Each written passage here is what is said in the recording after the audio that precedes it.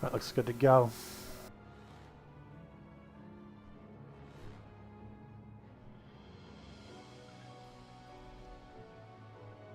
I'm going to do a quick test here of trying to get some backlog of work.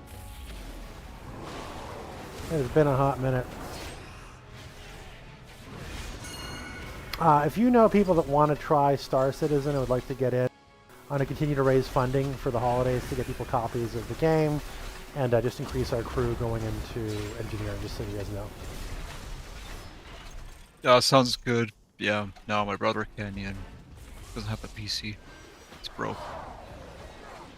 So scored. Hit on the Now, way, mind you, this is sort of 1.0 March stuff, so... And by the way, how's my audio quality? Because I'm testing this thing on the stream. It's like usual. Perfect. Yeah. Right. Unclear. So I just want to make sure that, on the 1.0 March, you have plenty of time, so people are going to be getting engaged in Star Citizen. They probably have 1 or 2 years before, I think, 1.0. Yeah, because that's gonna make people finally play the game. Oh, it's a finished game. Okay, fine. Like, it's up to them, you know. But it'll be a good milestone because things will be more clear. The final product, at least on track. Press the attack. What they expect. Yeah, they have their own goals. So, yeah, a year or two. Monstrosity down. A year of this kind of patches, that's gonna be pretty cool too. So they still have a lot to unveil, I guess. But it's up to them what's complete enough. He's crafting and base building, all that shit. That's crazy. Systems re-engaged. Rerouting power. Weapons. Apocalypse drive engaged. Systems re-engaged. Rerouting power. Power core. Rupturing. Terralion, I've started my assault next on the year, northern a front. few planets. I'll keep their forces occupied so you can And hit then the one more priority system targets. by the end of the year, maybe. Our With no forces are planets? moving towards Legion know. High Command. Buy us all the time you can, Lilia. They probably want to release the game with like 5 finished systems, maybe. Relatively fleshed out, I guess.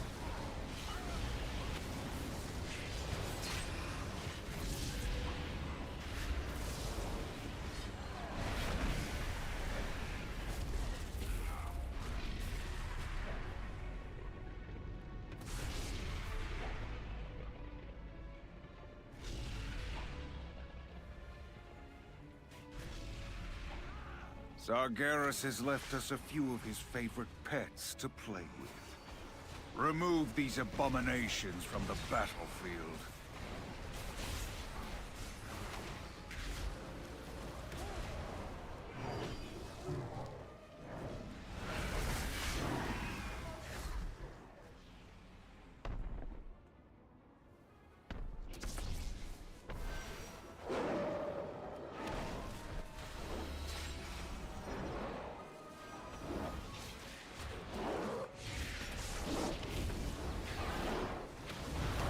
There's nothing more I can do, Commander.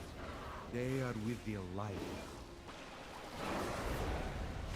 They gave everything to this war. That's 2 demons down, but countless more await the attention of your blade.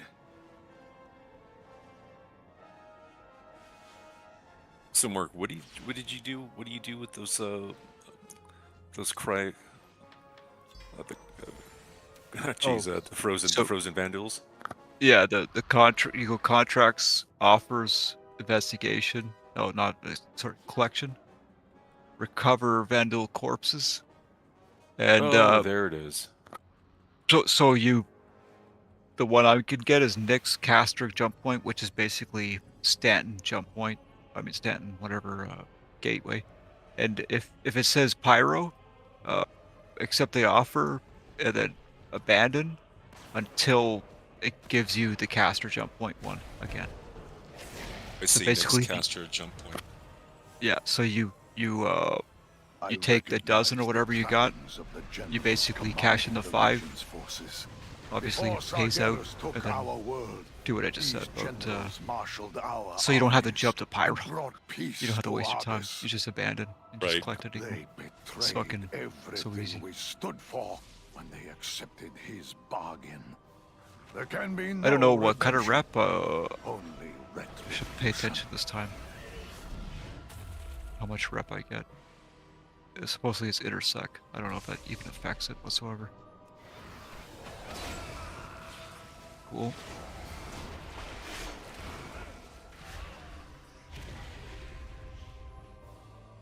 All this food and drink goes away anyway, so. Oh yeah, shit.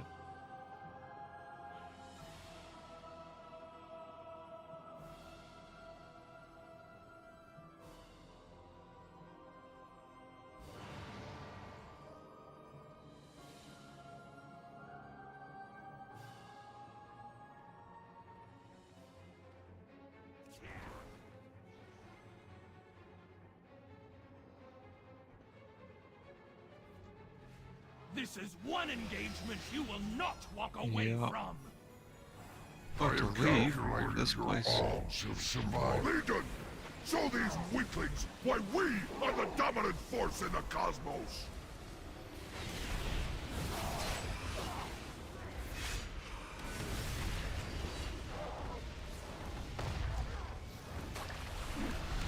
Yo, what's up, guys? Not too much. Alex, like patches Hello. incoming. I'm doing a quick stream test of Legion Remix for fun. 4.5's already here? Soon. It's out. We have the release candidates up, so it's time. Store your shit and get ready. The War Council has finally paid for their treachery. Without their leadership, the Legion will fall Yeah, into any day now. chaos.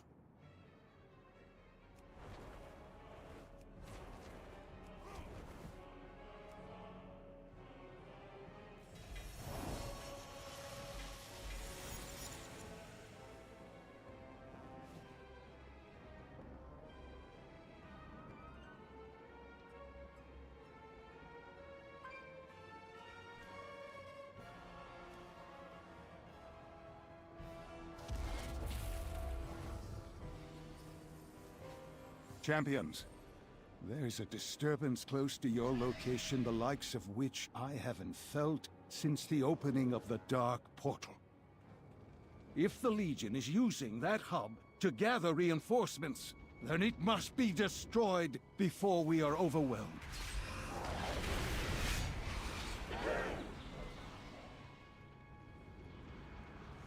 Every world in our path has fallen. Yours is next.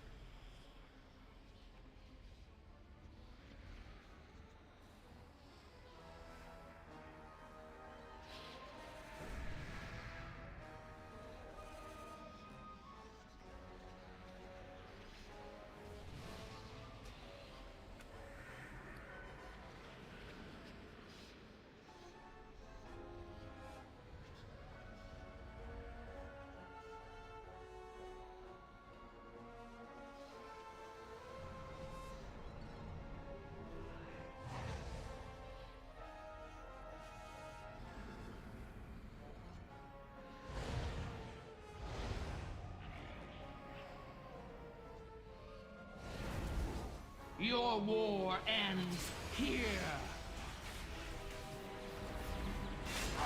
Witness Zoroth, a world of infernal heat and scorched bones.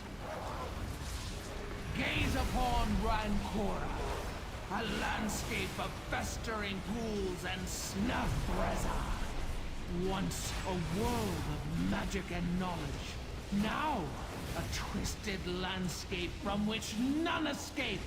It cannot be so. Without their portals, the Legion is cut off from reinforcements. Now is the time to press our attack.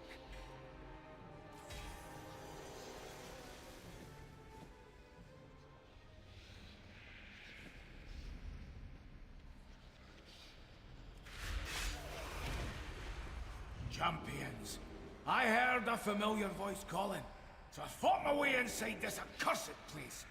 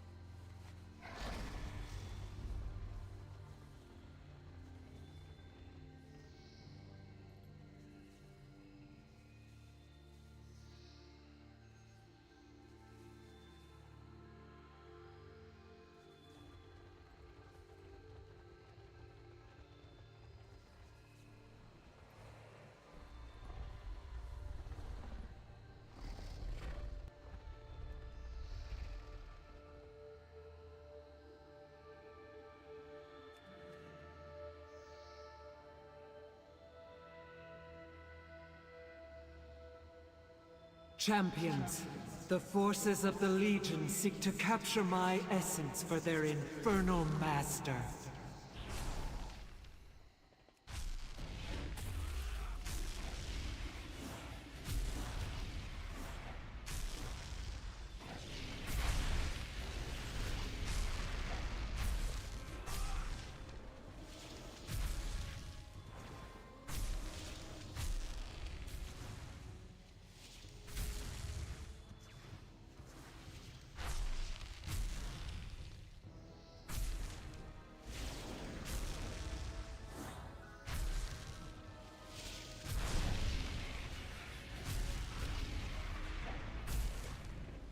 Begone, intruders!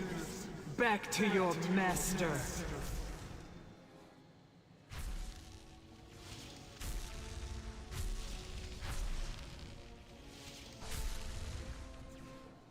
The invaders are charging their weapons.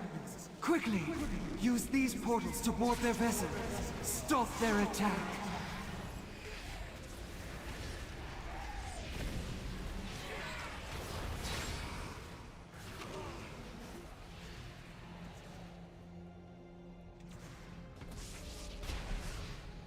Feel the potency of life. Fear its power. Howdy, howdy. Oh, can you hear me coughing at all? No. First, But you heard me say hello right there. Yep. Weird, my mic is muted. Like, there's a little button on it, and I click it, and it's supposed to be muted, but I see it moving. You can't hear me coughing loud as fuck, but then I say hello into it, and you hear that. Weird. Does it have one of those, like, other noise-canceling things? I know you can absolutely get mics that will clean your audio stream. I'm just gonna have to click the button on Discord if I want to mute myself, because it just got a little button, and it's like a piece of plastic, and you press it in, and it stays in, and you click it again, it pops out. Must be trash. What are you doing for Christmas, man? Nothing. Trying to see what people are up to in terms of, are they going in to get new machines? Are they upgrading parts? Are there any, like, decent peripherals out there that people are getting? I know Melkor is getting a new machine, so some people, like, wanted to upgrade to, like, the 50 series cards. Some people want to wait for, like, the 60 series cards, so we're just figuring out where people are at. Because he's doing a build right now, and you usually have some pretty high-end stuff, so. Quickly, use these Upgrade my motherboard and CPU myself. Yeah. probably a good time to do that. I don't know what's going on. Like RAM is the problem, but I guess like motherboards and CPUs aren't so bad. Yeah, just with my rig, my main bottleneck is actually my CPU. I have I had a bottleneck pretty with my mid-tier. what do you call it? My motherboard, which is pretty significant. But now things are going well.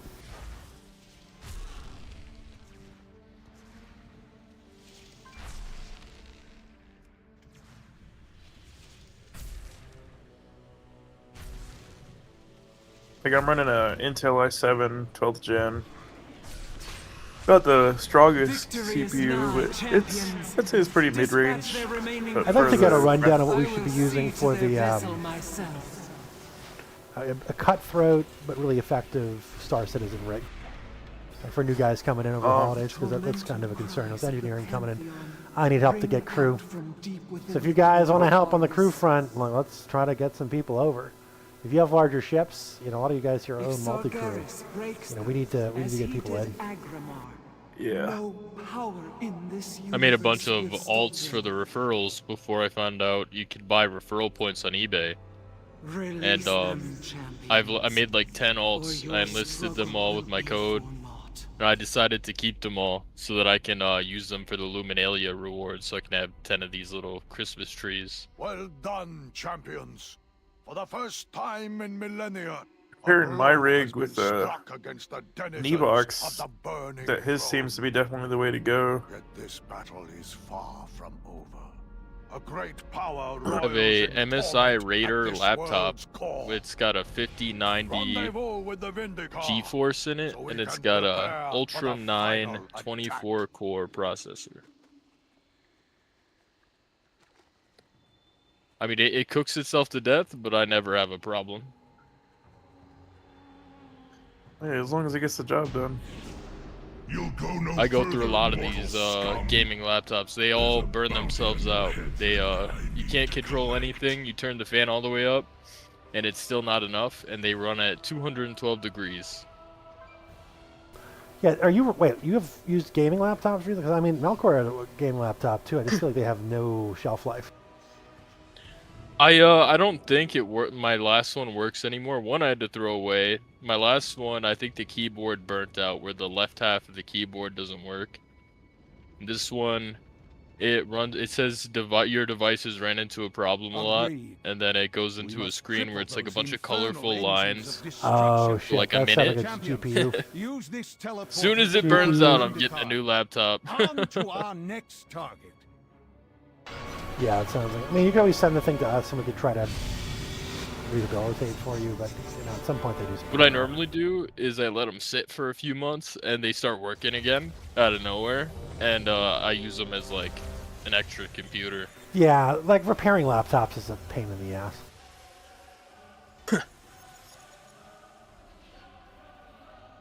I used to custom build PCs. I built my first when I was like 12 years old.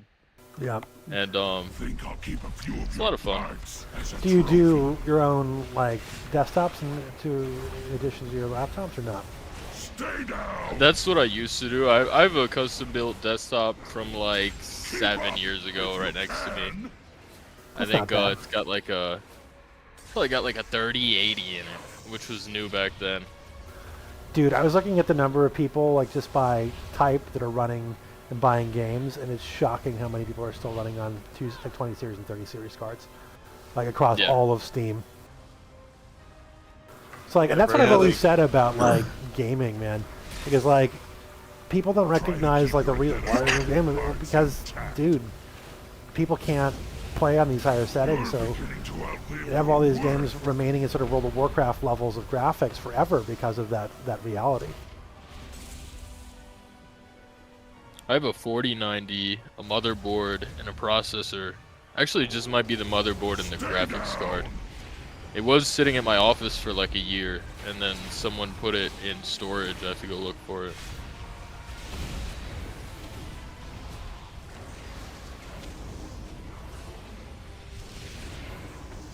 I was gonna put the 4090 PC together, but then 5090 came out. Decided I'll probably just buy that and buy a new motherboard. Stay down.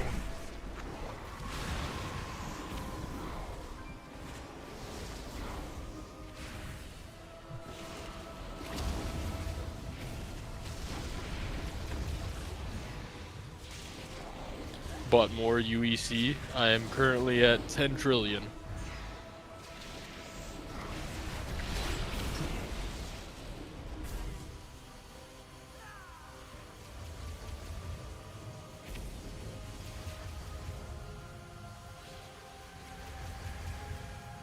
Just funny. Stay down. I bought a turtle for $1 billion a few hours ago. I $1 billion bought a turtle. Copy. yeah, I'm a turtle hunter now for sure. Bro, I want a turtle so bad. I need one found, for my Polaris. I found 3. I found them at the Stanton Nyx Gateway. Actually, the Stanton Pyro Gateway on the Pyro side. I found one there. Stay down. And I found one at HUR1. But I dropped them both in the elevators. I found a third one somewhere else too. I was like sprinting with it, I was holding it, and if you go through an elevator with it, you just fall. And when you fall, it falls out of your hand, and it just rolled. When it hit the wall, the elevator just fell through the elevator. Both times. Same thing. Yeah. The radiated Valakar egg is probably the coolest looking object in the game. It's pretty cool.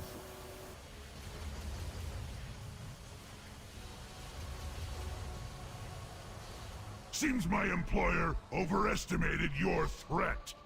But who am I to question a payday?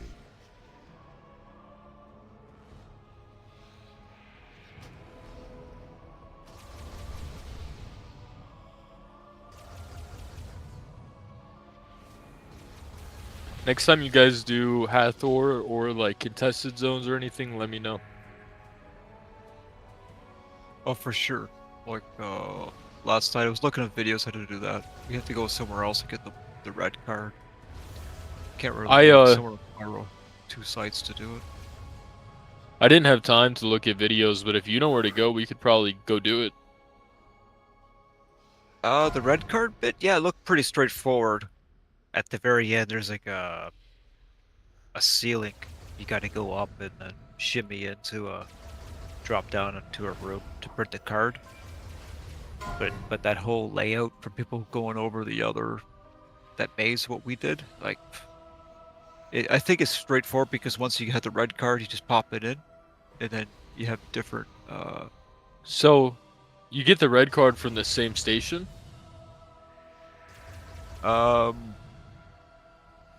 Not from where we were. It was like a different place. I can't remember the name. Oh, I'll collect you later. I can't remember the name of the letters. Keep up if you can.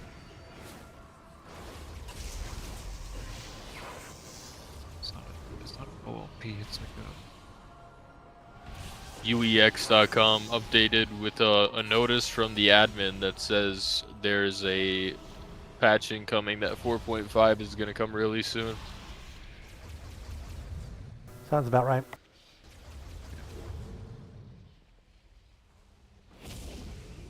You think it's going to be like tomorrow or the next day? Probably. Complete corpse to collect the bounty.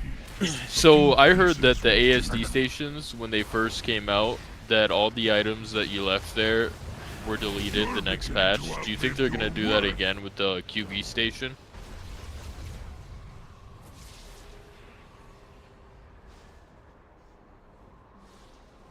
Is it possible? I gotta find what that name was.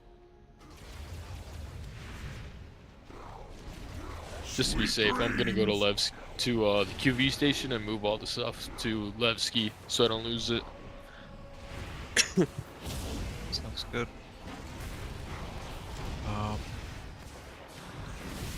Shit, I gotta get off. But I'll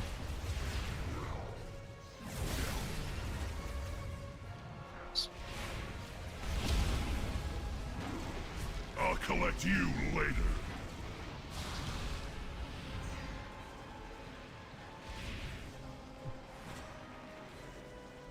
Pyam. Pyam. You've gotta be faster than that, mortals. Pyam. You get the supervisor card from the Pyam hangars? I am supervisor 3 to 5 and 3 to 4. There's only 2 locations. You fly up to the station, park away from the turrets, and there's some. Did Hugsy show it? I was thinking about it. There's a section that someone else took me to in the same station. I think it was the one that we went to last with all the drugs and stuff. He took me through a vent or something. It took me to a hallway where there was a big room and a card printer, and he printed the card, and then there was a hole in the ceiling and a beam that had fallen down from the ceiling. You walk up the beam to the hole, and then that's how he opened the door later. So I think there might be a way to get the card from that same station. I don't know though. I really have no idea what I'm doing, but I know that the guy did it with, he didn't have to go anywhere else. But I do remember one part he did use a red card, so I have no idea. Stay down. Yeah, that's what I mean. There's 3 cards you can print, and then they're behind blue and red doors, or the blue doors and the blue key. I don't know, whatever. Yeah, but you have to go in there definitely with. Was it 1 or 2? Is it Rune or Checkmate that we're talking about? It's going to Pyam to get the red cards to definitely use in Checkmate. To open. And to use a check. Obituary. Okay, for sure. He says in the video anyway. Yeah, or Obituary. They're also useful there, the red ones. So basically, we went there for nothing, just for loot. But there's yeah, we a didn't lot even get in. All those mazes, the hidey holes and the tunnels. But that's more like once you get beyond the red door, though. So you definitely know what you're talking about. I just wanted to confirm with Google. I said, do you need a red card from a different station to open the supervisor door at Checkmate? It said, yes, you have to get them from the 2 Pyam supervisor 3 and 4 or 3 and 5 supervisor outposts. Yeah, so we got to go there for sure. Yeah, it's pretty cool. Like, it's yeah, we could do that because people farm them, I think, too.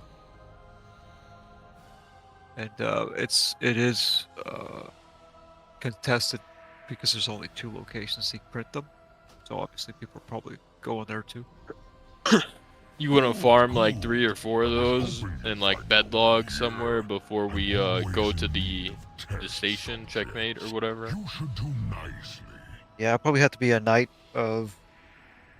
Obviously, he makes it look really easy in the video, like an 8-minute video for that, the red card bit, but then the rest of the bit is more or less 12-ish minutes because the rest of it is just talking for the whole Checkmate thing. But I mean, he's talking from like, I've done this a million times kind of thing. So it's kind of annoying, but it'll be a maze going through, but at least if we fuck up, then, you know, we have some backup cards. Or if we get shot up, right? Yeah, I don't know how long that'll take. We can try that. We can save often. Everything in this game takes forever. But yeah.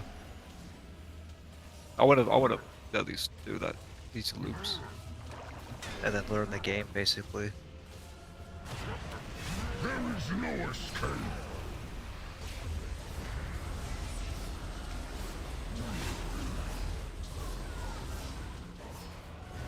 Such an honor. You will be test subjects for my ultimate weapon.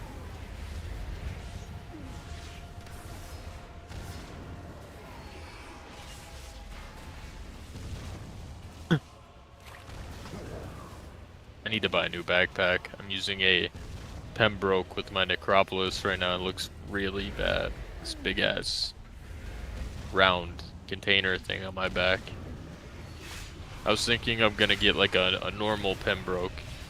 I think the normal ones look better than any of the colored editions because it has like fabric on it. Looks a lot better. Yeah, the black fabric, I think.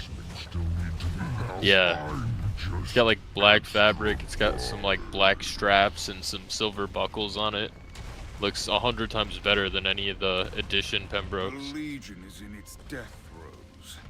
Time to put yeah, I got a boots to couple their bland throats. silver one. Return to the Fucking shiny, Vindicar just and really dumb. prepare to strike the But then I came Guess for across now. that orange one wrapped in leather or whatever was around it. Really, really cool.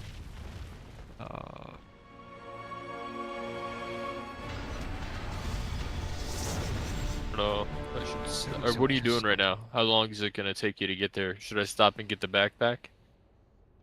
Oh no, not tonight. I'm about to log. Sorry. Oh, okay. No But problem. I was but I looked it up to Press on, to the my future. But like I friends. was like wondering when today was Van Duel to get all the metal plates for the armor. And I'm like, How much did you get? I tire of that word. I got Let me scorch 4 the plates, flesh from his miserable bones. metal plates. Ignore So him, then I have sister. enough to get the Focus armor on now. your duty. But then I had to bring These asshole souls are ice cream and all merely that ready shit. to join But I have no Agumon time in right the now. Master's service. And I Were hope you that able shit to is- pick up the bodies? And were there more bodies underneath? I tried to move one, but we kept checking the bodies and they kept 2 respawned. the spirits of the Titans, forcing them to use Like their might to serve the 2, Legion. you know, like a knife or a metal Should plate. they fall to darkness, So, but I knew they were Sargeras definitely will have the like power empty he needs to claim at the time. Remember though, I told you if you click I, while you're crouched next to it, and then you click and drag the body into your inventory, you store the, the Oh. whole corpse. Did you try that? No, I totally forgot about that. It was kind of like Yeah, last night I was saying, if you do that, you Had that can take detail. all the corpses with you, and underneath every corpse, there's 3 more corpses that are full of metal and plating. So for each body, it's 4 bodies. I just put a tractor beam on the dude, he didn't move. I'm like, oh, okay, just move it on. Yeah, I totally forgot that you were like, use the inventory to see a few feet I away. think you can get like click 20 and of drag. each from that. Okay, well that's tomorrow. Basically, I'm gonna try to get Is that all you can take? the armor, and then if that fails, then His fate was ours to well, decide. I mean, like I won't really need I it. was gonna say, Merc, are you gonna be running more of those bodies, those warehouses tomorrow night? Yeah, probably. We'll see what we'll see if the checkmate stuff or if the patch drops or. Yeah, that's true. We'll Yeah. Yeah, we'll see what happens. But Tripped, if you're on like a few hours ago time or whatever, like that'll be.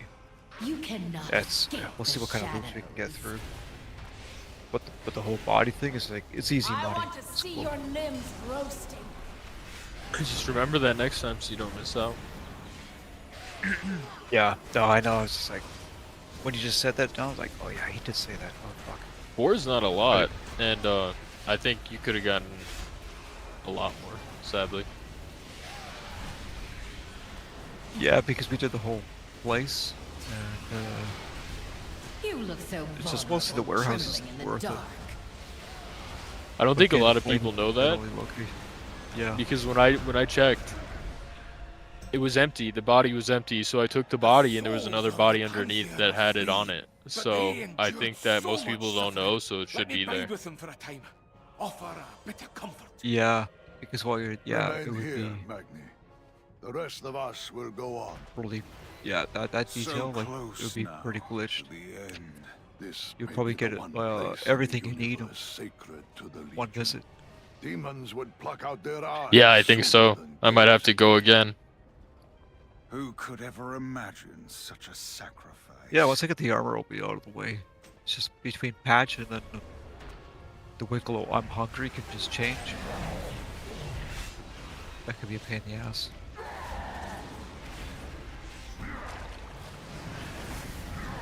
Trying to Well, find maybe something to do right now. Million games to play. Yeah. Diablo put a new thing out. WoW has Legion Remix. There's Ascension private servers. A bunch of other games came out recently. Catch out in your Game of the Year stuff. I'm testing the stream right now, doing some Legion. Legion was very good. It's crazy to see how good WoW used to be.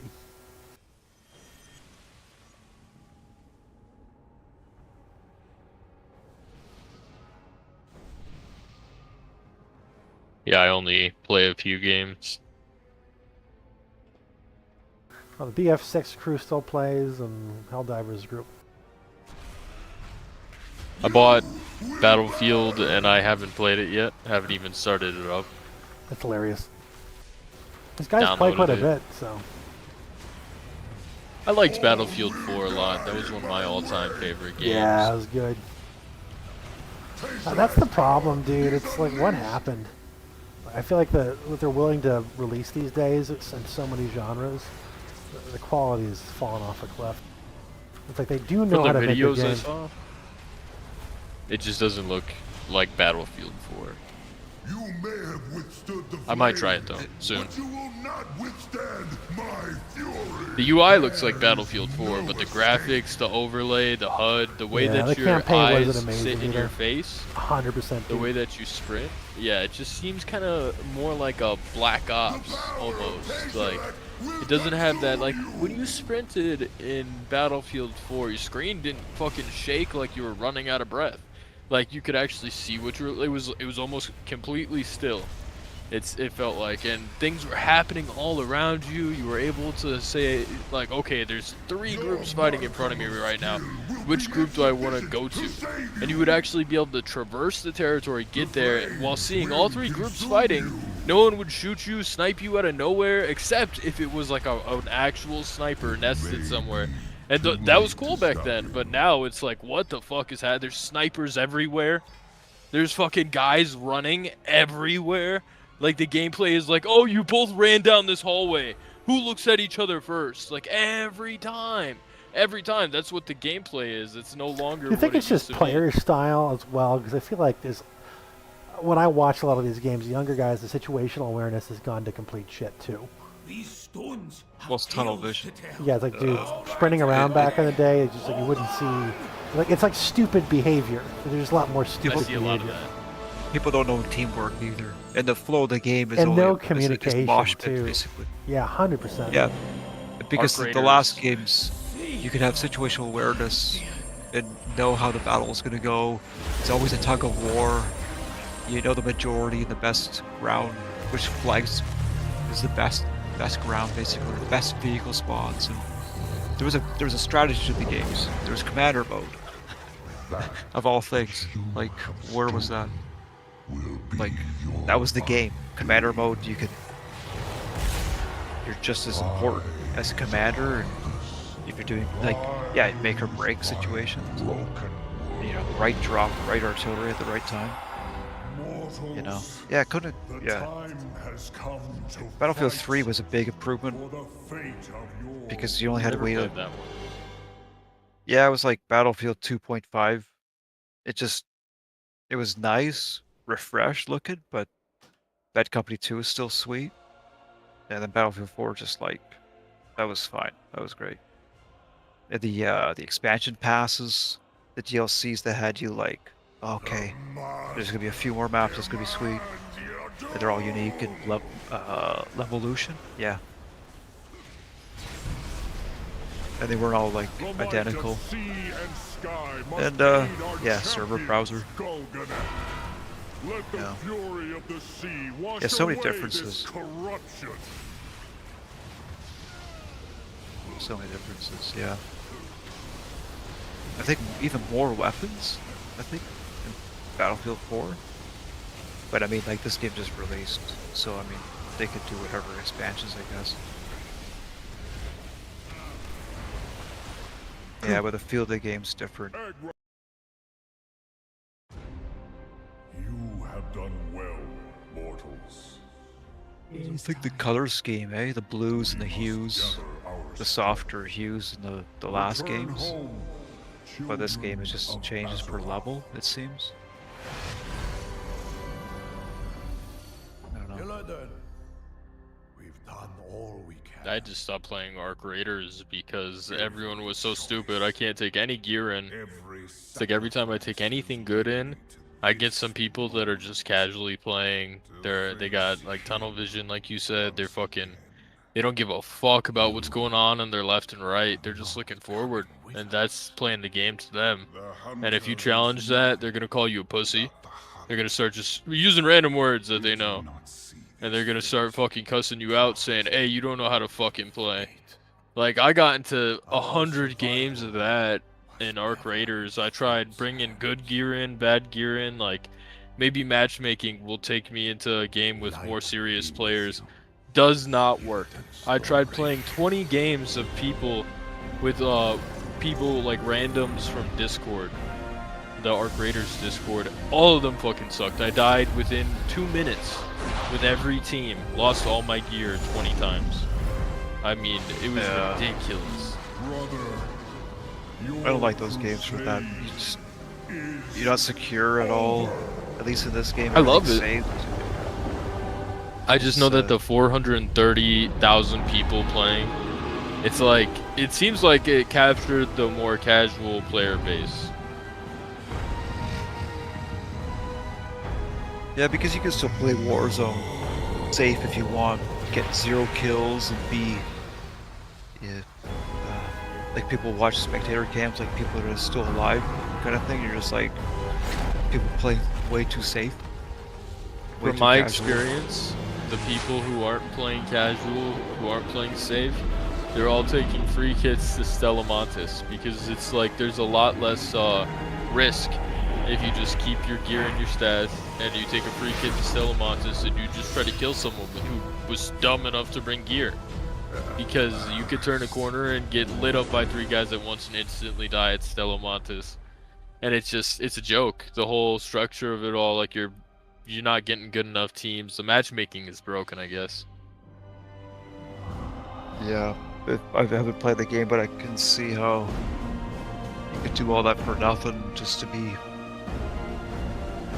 because soloing is difficult in itself, right?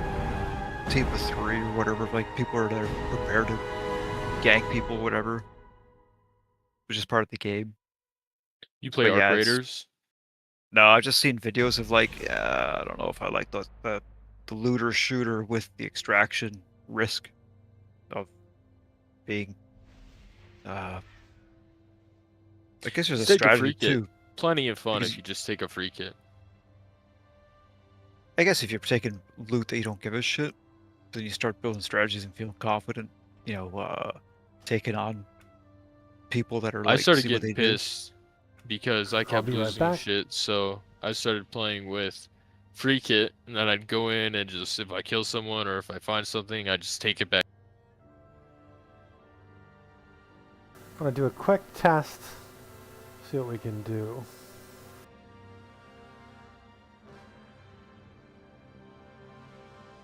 We had a bunch of new game information come out. Let me see what we can do.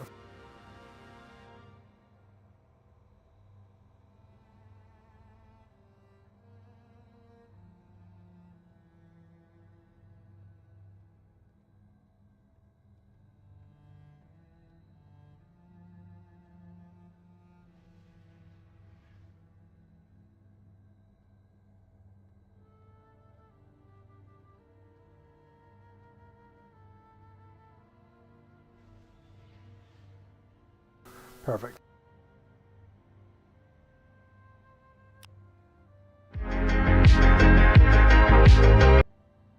Last week, we'll be doing the usual meetings.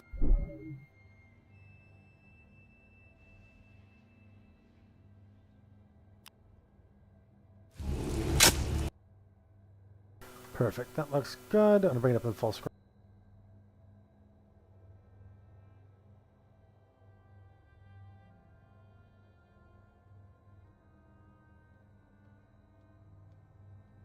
That ought to do it.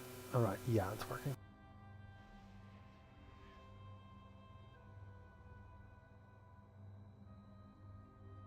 Quick question. The path to domination is paved with the souls of the willing.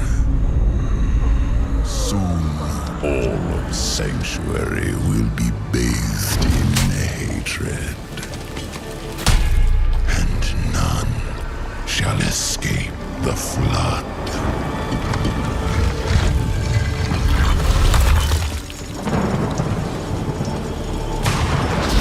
Mephisto, you shall darken the world no longer.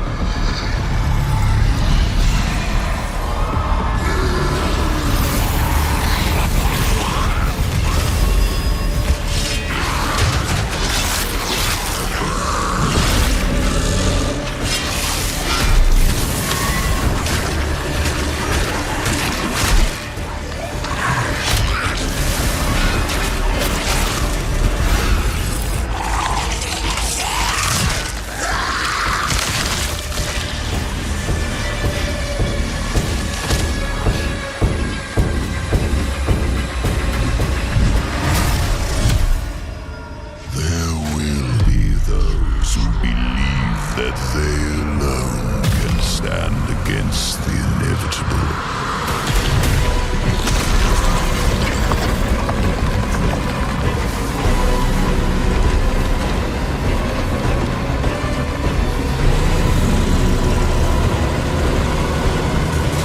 And I invite them to try.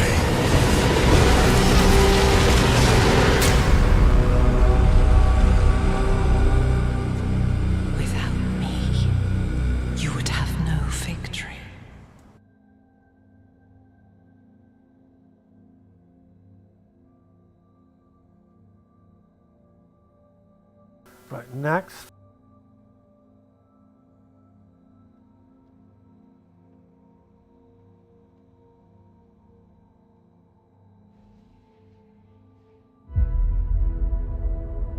Oh yeah, this is good.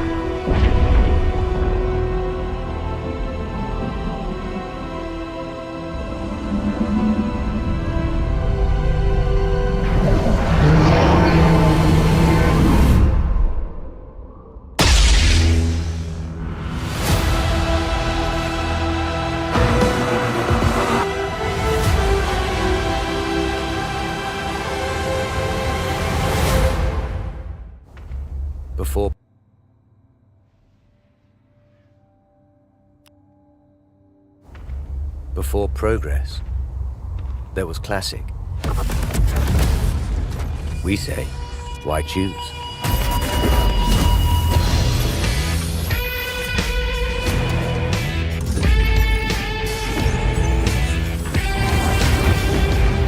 Put legacy in motion.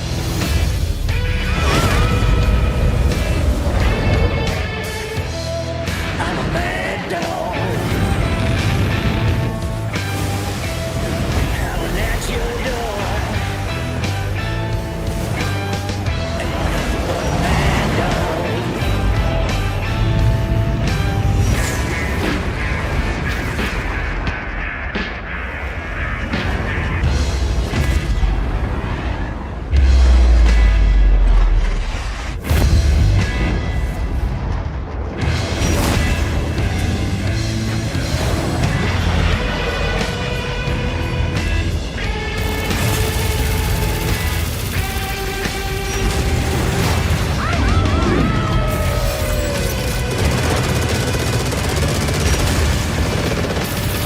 Introducing Kruger L21 Wolf.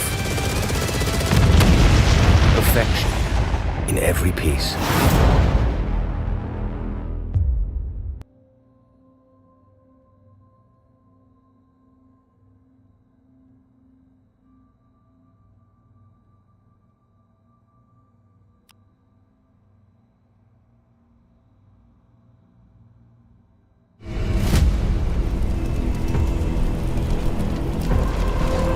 in the grim darkness of the far future. Every soul's survival hangs by a thread.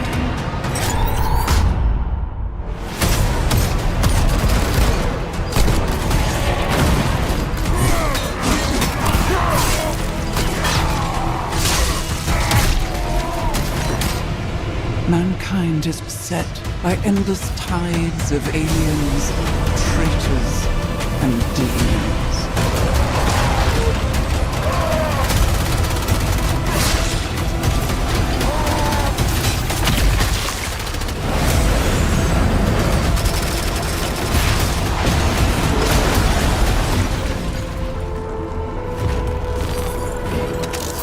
Across countless worlds, battles rage.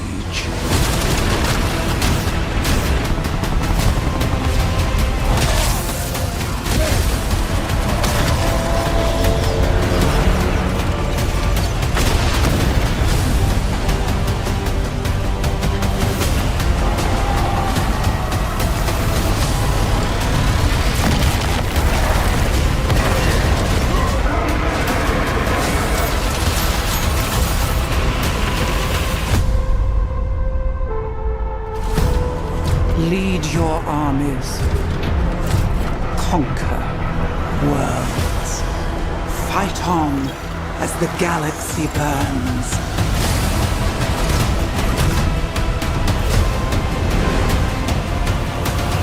For there is no peace amongst the stars.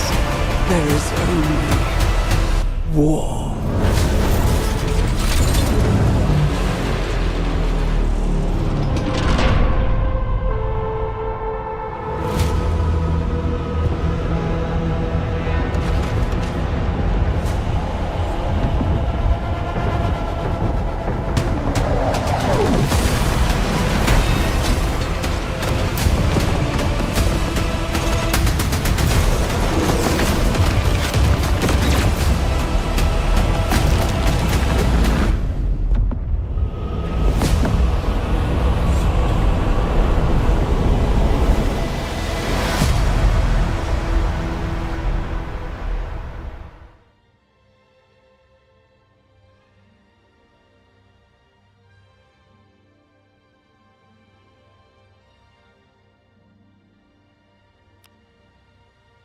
Peggy 18. We have fought the enemies of humanity across 1,000 worlds. No respite, no remorse, no mercy. We are the wrath of the Emperor, his angels of death. But the Imperium lies broken, its armies scattered and reeling. Our foes rise to drag us down, and the galaxy has been torn asunder. On the world of Kronos, we make our stand. We are the Blood Ravens. There is no victory to claim here, only vengeance to enact. Whilst even one of us lives, we fight. For only in death does duty end.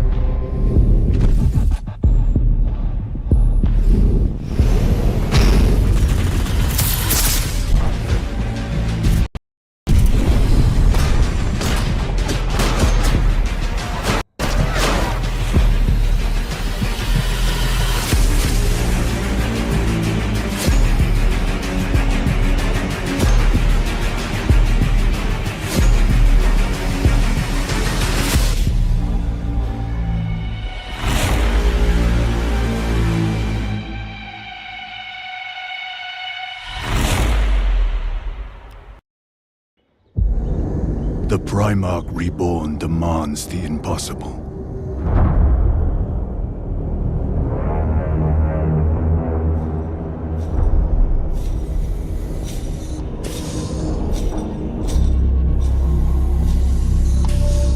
They await your presence, my lord. He commands us to reconquer the 500 worlds of Ultramar.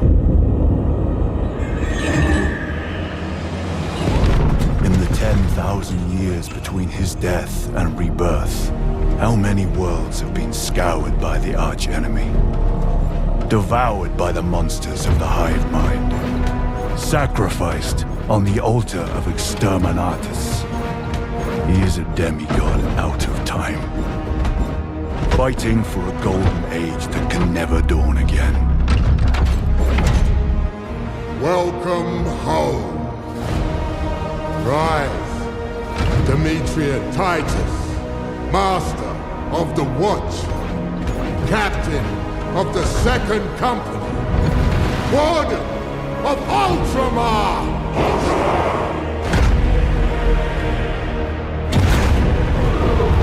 The Primarch Reborn demands the impossible.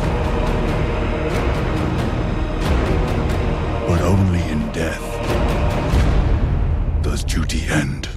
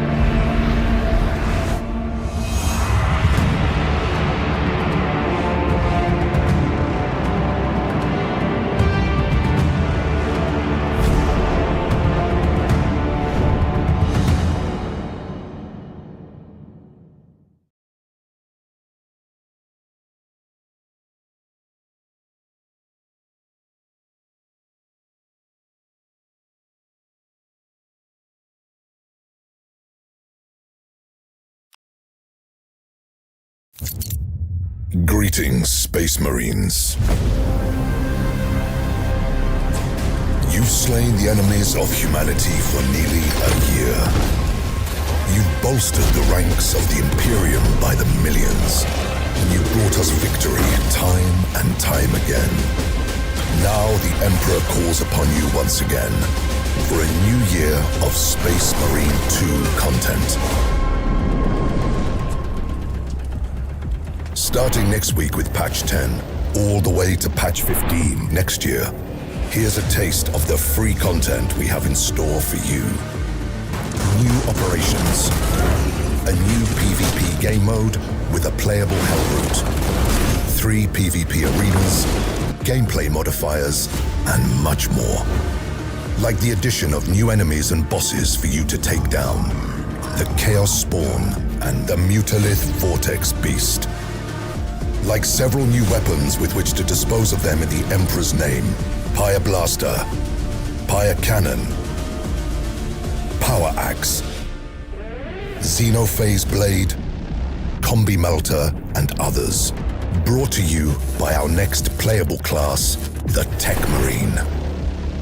And to further enhance your looks, next week will mark the release of our Season Pass 2, which will add 9 new cosmetic DLCs packed with armor pieces, heraldry decals, and weapon skins. Stay tuned to our social media channels and see you all very, very soon.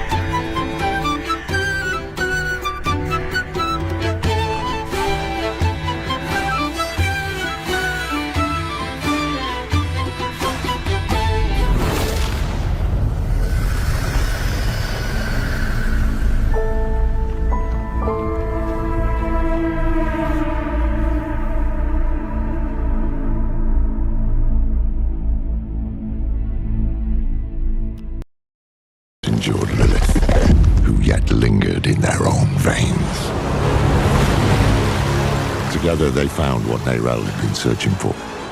The Tomb of Akarat. Final resting place of Sanctuary's holy prophet. It was a prison Mephisto might never have escaped, though he would not go easily. I will give you the violence you long for. The Wanderer defeated his herald, but Mephisto himself slipped through their grasp and into a new vessel, the body of Akarat. Now the Lord of Hatred walked Sanctuary as a false prophet, our damnation in the guise of salvation. We've no time to rest or to grieve. Duty demands we rise again, to fight for all we have left.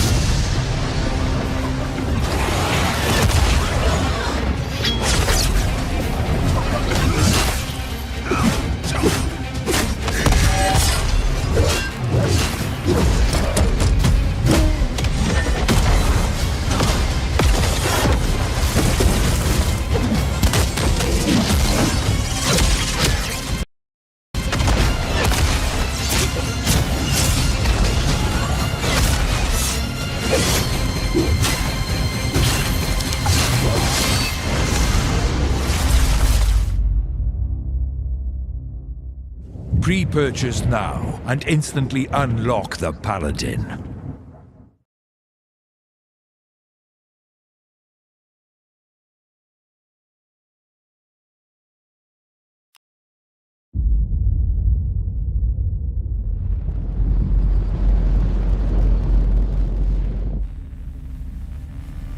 Captain, you better get up here.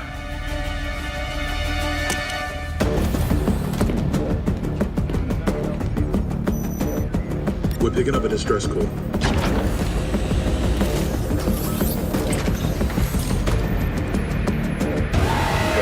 General quarters. All hands to general quarters. Down in that quarter. This is on throw. General quarters. All hands to general quarters vision. Up and forward starboard. Down in that quarter. This is on throw.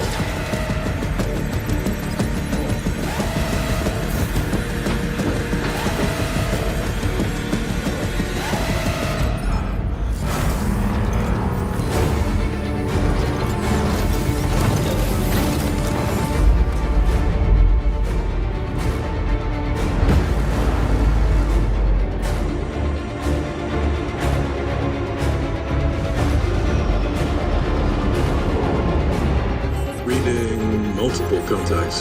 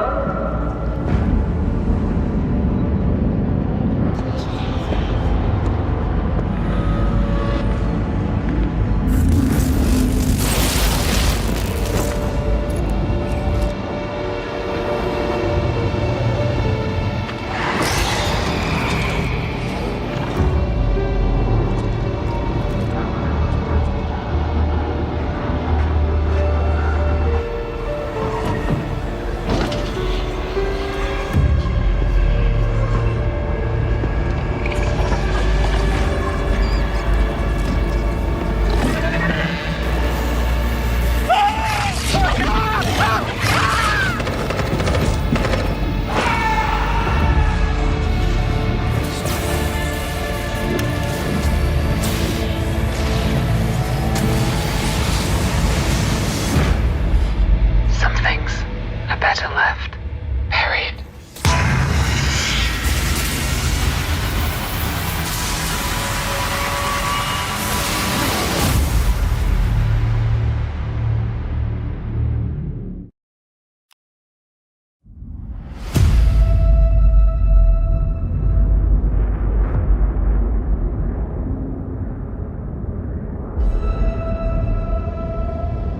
Patience.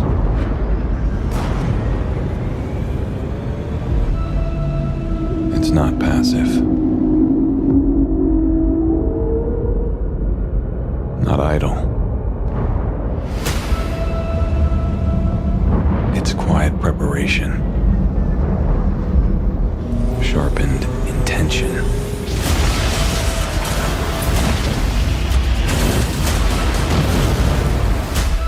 Resolute to watch and wait.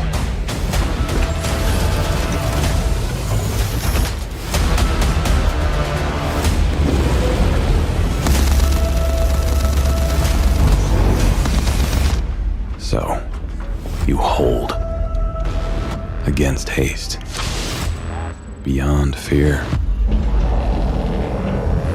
because you trust.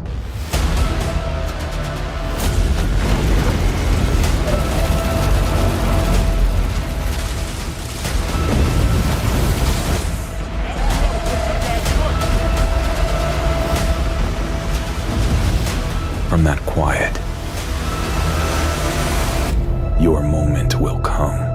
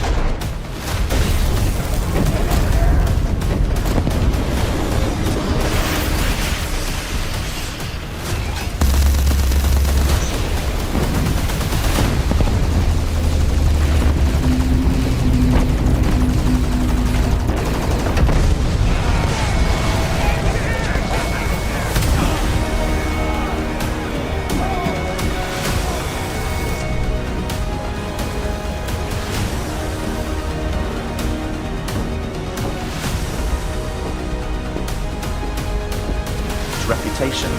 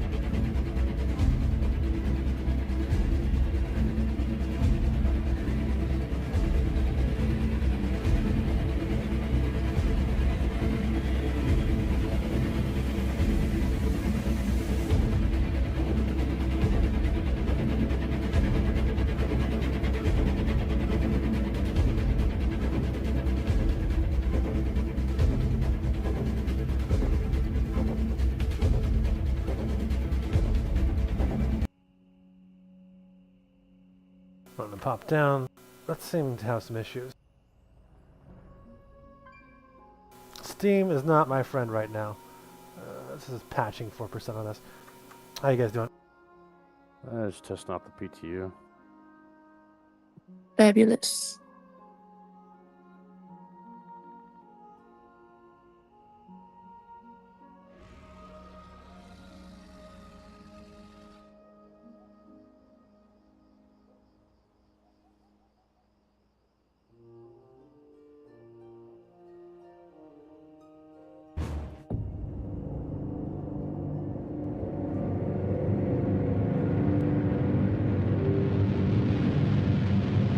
Down a minute.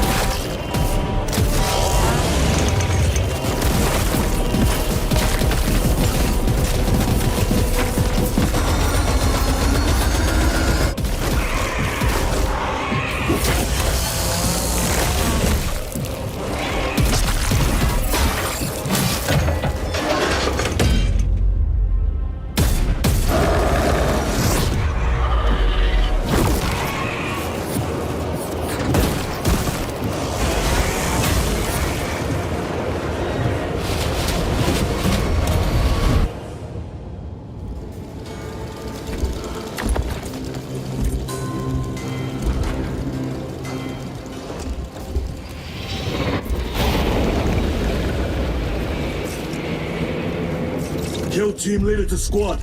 Box check. Repeat. Kill team leader to squad. Confirm Vox contact. We have crashed. It's from your position. Moving to... Do you have the Lost virus contact bomb? with brother. Damn it. Approaching orbital launcher facility. Well secured. Hellstross! Alpha! I'm moving to the crash site! Do you read? Any sign of the commander? Negative. No contact since the crash. I'm here, damn it! Hellstross, you have command. What are your orders? We proceed as planned. Launch the virus bomb into the stratosphere, detonate it, and watch the Tyranids die. A sight I will greatly enjoy. Transmitter must be broken. Homicans. The area will be crueling with them.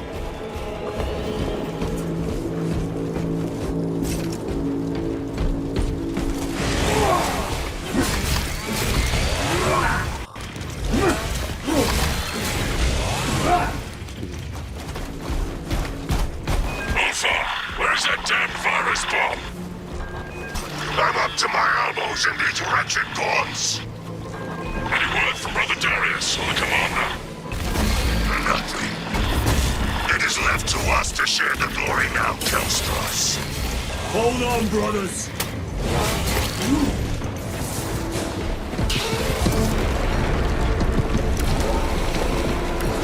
Now they send larger meat to stop me.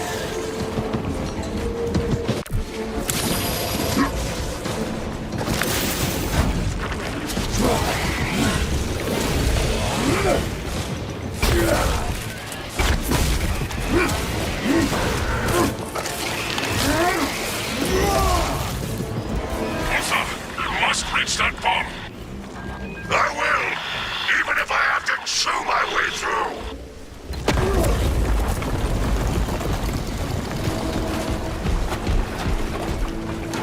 Darius. Brother. I will repay them tenfold.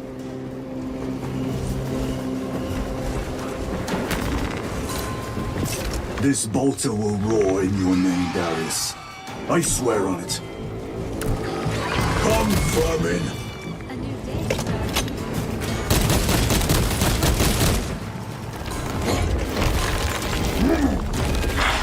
Situation here in the launcher is becoming severe. Have you secured the virus bomb? No.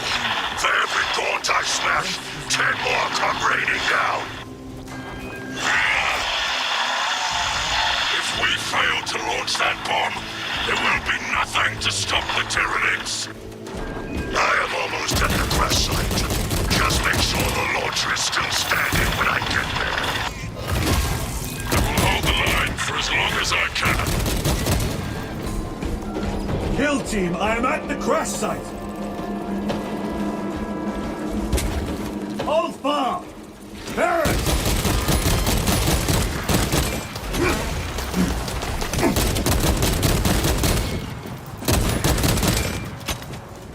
Baron, my brother, you have honored the Imperium with your devotion.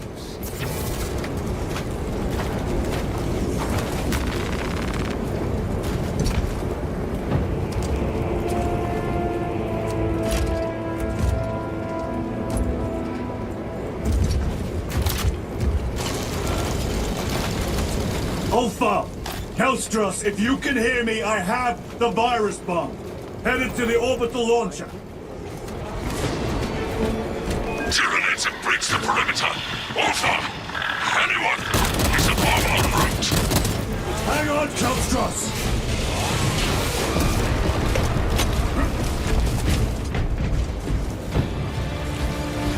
You have served your Emperor well, brother.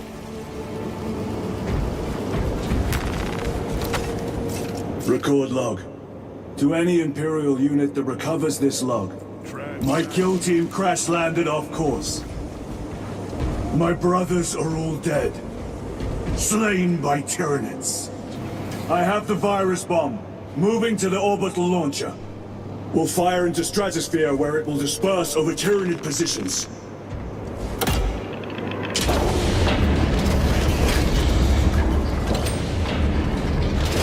Continue on. The virus is our one chance to delay the Tyranid invasion.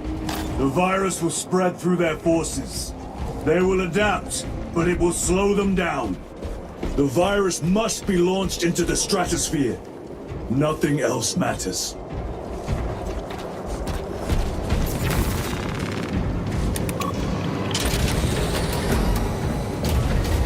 Machine Spirit, what is the status of the orbital launcher? Hibernation. Console inactive for 22 hours. This impiety to the Omnissiah has been logged. Activate launch systems. The rite of initialization must be performed. The command console is posted at the edge of the observation platform. Amigos will attend to you shortly. Doubtful.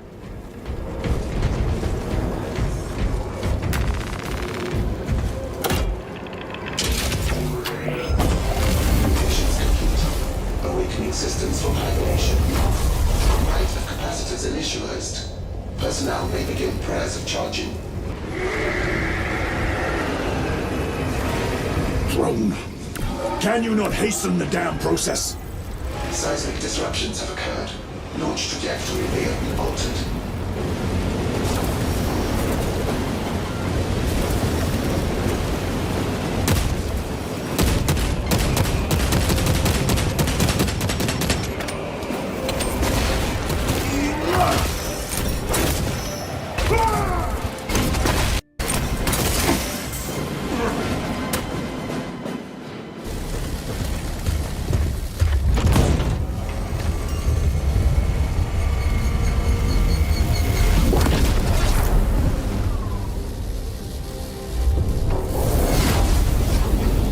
It is done.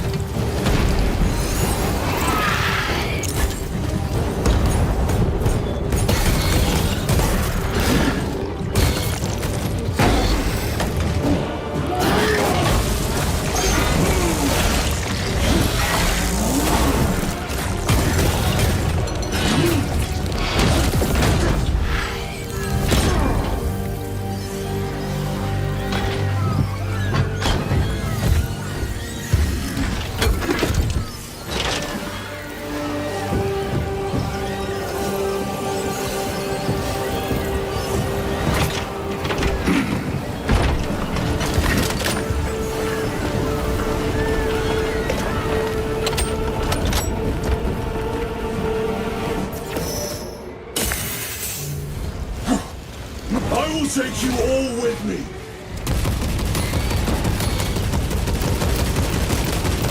May that virus strip your flesh from your bones.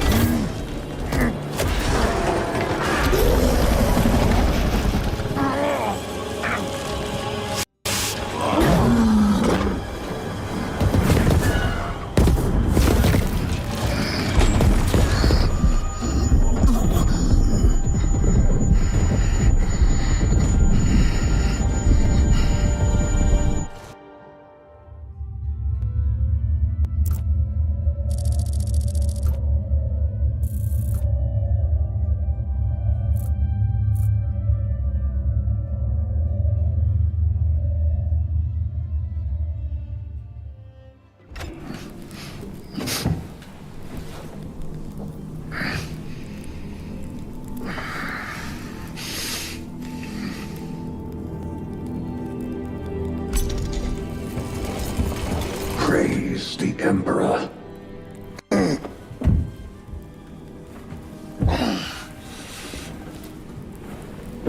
The wound was fatal. You survived only through the Rubicon surgery. We remade you. You are a Primaris now. Why? Lord Calgar issued the command himself. Is he here? Gone. Summoned by the Primarch. I must get back to the Watch Fortress. You have been reassigned. My place is with the Death Watch. The Inquisition can find no stain on you, Titus. Accused of heresy. You have served penance in the Death Watch for almost a century, and not once have you faltered. But you will never know redemption until you have faced the judgment of your brothers. Prove yourself to us, and know true absolution.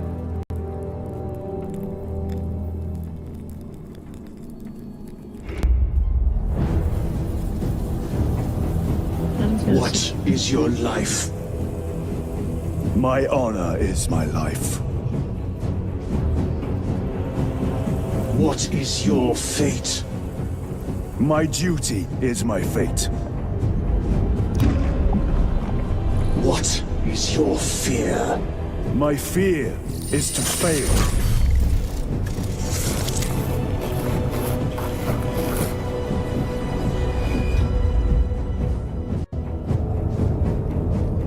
What is your reward? My salvation is my reward.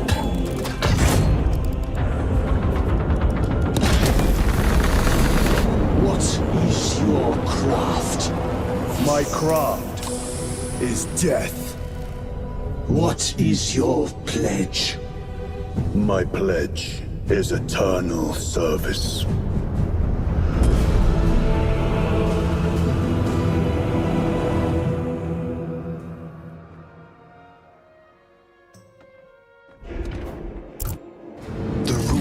Surgery has remade you as a Primaris Marine.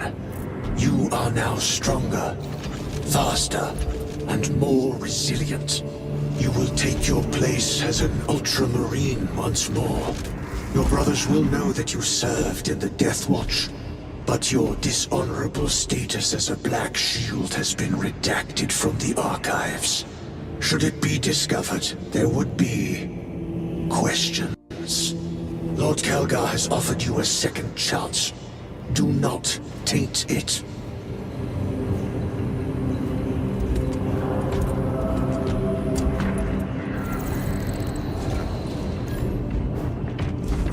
Sergeant Ventia had secured the spaceport and handed over its brother. My lord, Lieutenant Titus reporting for duty. Have Sergeant Gadriel report to the bridge. How are your wounds? Good enough. I'll be straight with you, Titus. I have my reservations about your reinstatement. There could be questions, suspicions. I cannot afford discord among the men. I'm gonna crash out. Not now. Have a good night. Good night. Take it easy, girl. You're a lieutenant now. Will that be a problem? No, Captain. Very well. We're facing a Tyranid splinter fleet. They engaged us on 2 planets. Avarax, a hive world, and Kadaku, which you already know. We're abandoning the latter. It's mostly Adeptus Mechanicus research facilities. We're evacuating critical assets and personnel. These defense guns are keeping the skies clear for our ships. The Tyranids have taken note. Get down there and protect those guns. Captain, you wish to see me? Sergeant, this is Lieutenant Titus. He'll be taking over command of your squad. Sir, I expect you on the ground within 30 minutes. Dismissed.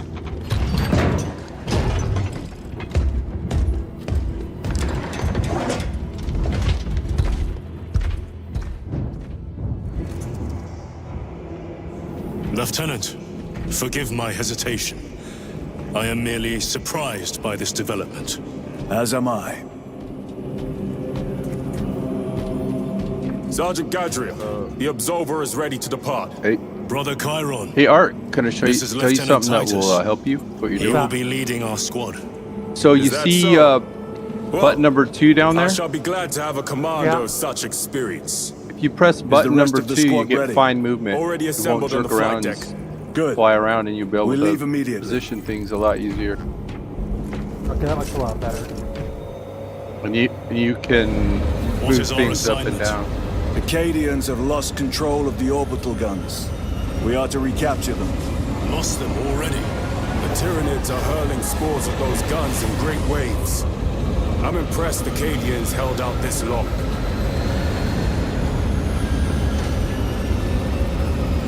You can also see those arrows. Lirio, Click on Altarius, the and arrow Elliot make in the up the rest direction. of us. Yeah, you can move things Have any of you side to faced side, Tyranids up and before? down.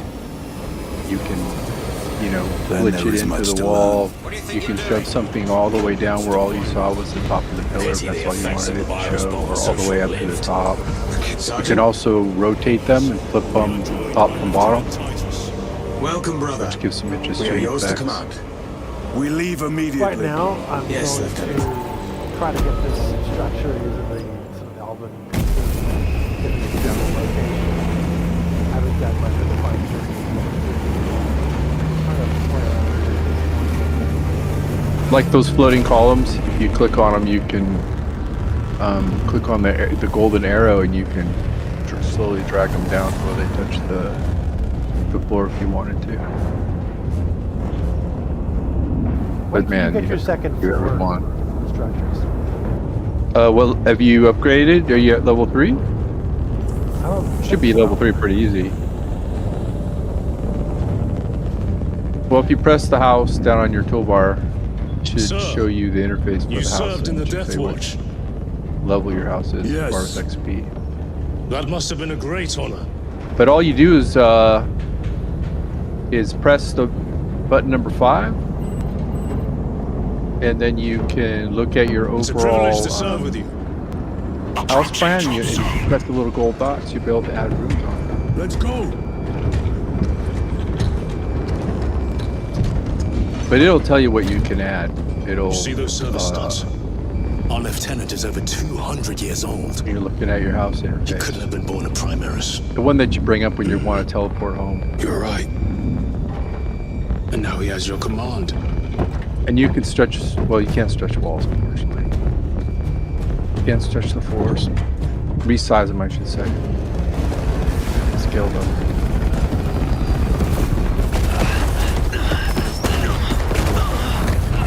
On your feet, soldier! Move to defend our west flank! And get those heavy bolters resupplied!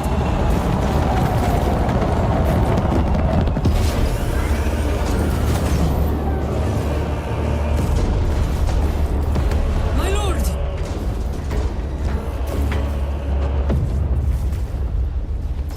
Major Sarkana, 8th Cadian Regiment. Major, give me an update. The wretched beasts have taken the orbital guns.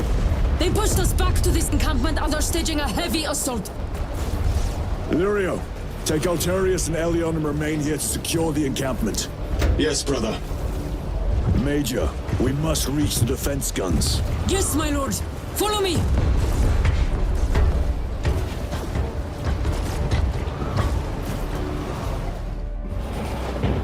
My lords. The situation here has deteriorated. Those foul gargoyles pollute the skies. They do. These unrelenting attacks make a counteroffensive difficult.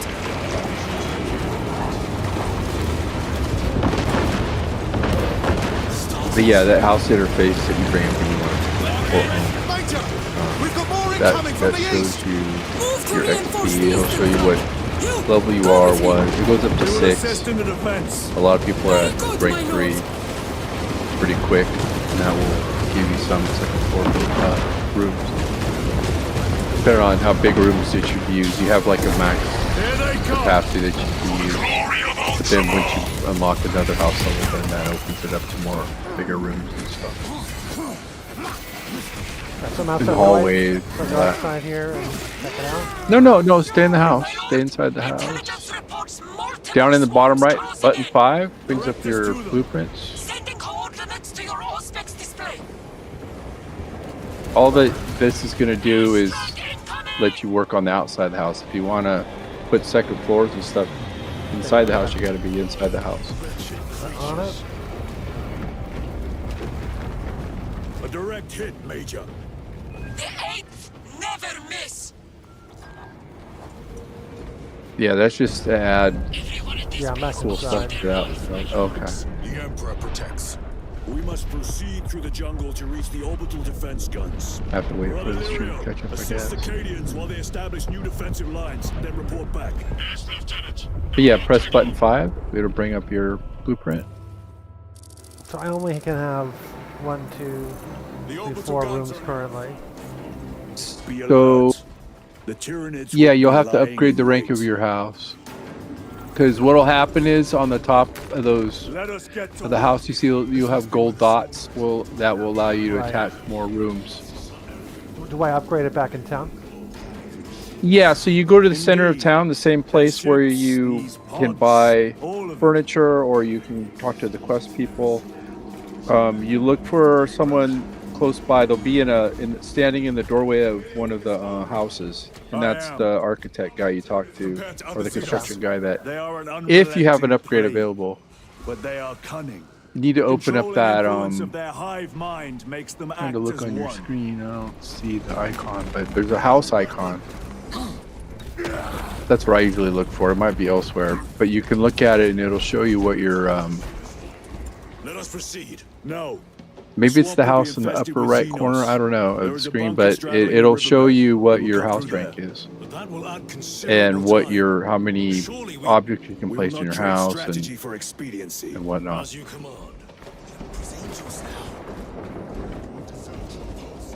I thought the worker dude was over See the blueprint guy? See the blueprint on the map? Maybe it's him.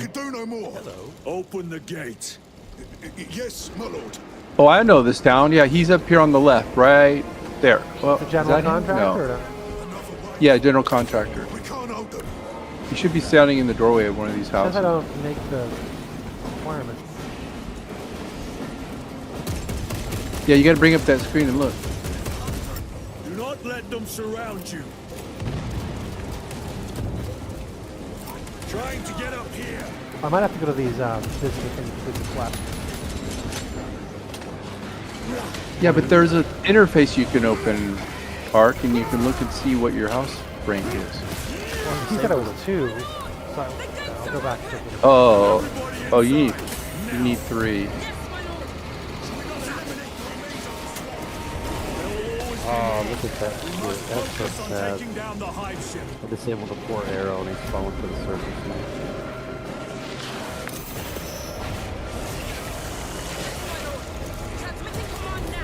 But I haven't done any quest at all, period. All I've done is buy decorations and decorate. But to get far past level 3, I'm going to have to start doing quests and stuff. You have yet to see the worst. I look forward to it. Major Sakana. Go ahead. We met with one of your squads. Thank you, my lord. I shall give them new You might be able to press P for your spells and look at the one that has like your race, your standard stuff like your race ability and whatnot, and the house icon thing might be in there maybe. I repeat, awaiting orders to attack. Makes it a lot easier popping it open and checking. This is Lieutenant Titus. Identify yourself. Captain Iden, sir. Our long-range comms were damaged in battle. Click General. Hold fast, Up to the Captain. top left. We are coming. Second, we get this done. Sakana. Receiving. We have made contact with Captain Iden. Aiden. I thought him lost. We are approaching his position now. Can you patch me through? Working on it.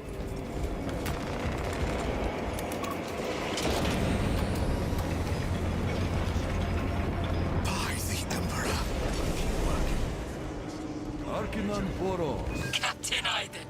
I thought you a dead man. Not today, sir. You're tougher than Grok's hide. I'll take that as a compliment. Aiden, we need to take back those orbital guns. I've got armor ready to roll. See it done, Captain. Yes, sir. Let's give him a taste of Cadian wrath.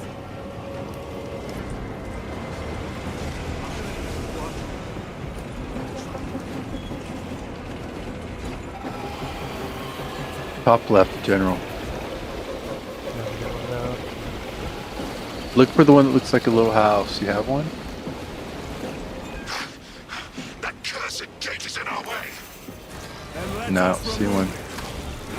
It looks like it looks at maybe in the upper right hand corner, but I don't know if that's a buff or if that's a.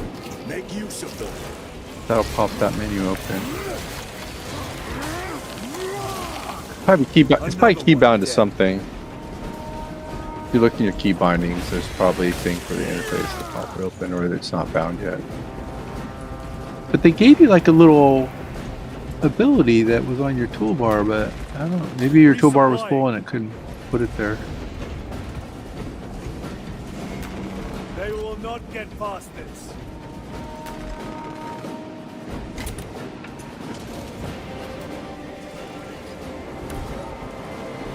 Squad, move your raggedy backsides through that gate, now! Move to link up with the Cadians. As you command, Lieutenant.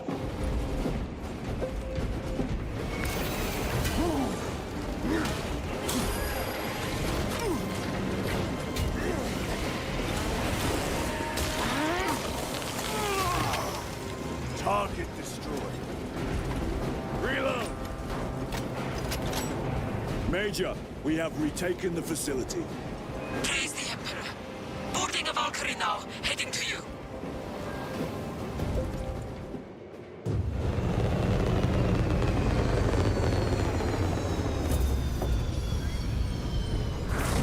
What is this guy doing? Clear! Get these guns online! Move!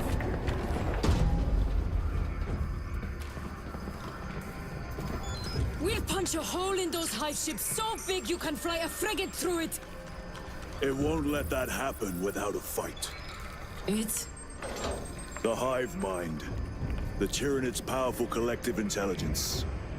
Not to be underestimated. What a fucking vagina. The guns are in a zero state of charge. It will take time to wake the machine spirit. What are you talking about?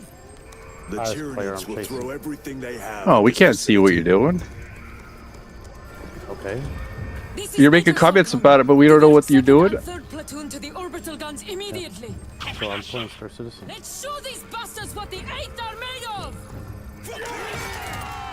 We're asking us questions and we don't know how to answer. I didn't ask anything. What's this guy doing? Okay. You'll have a good night.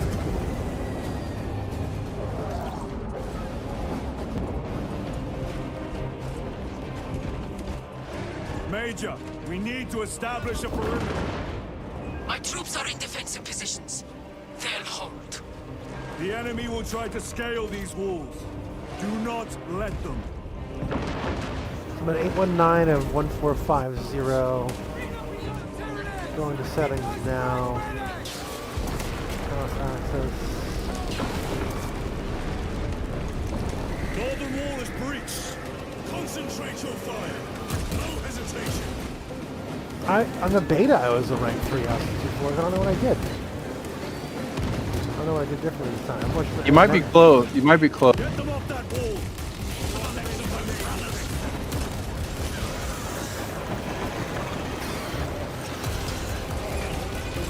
Protect the antenna.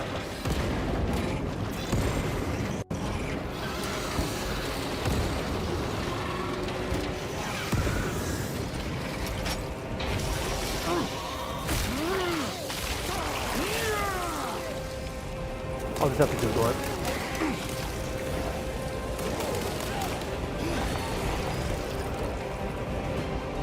The guns are ready!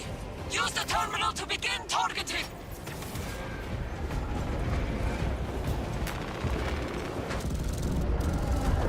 Target's locked!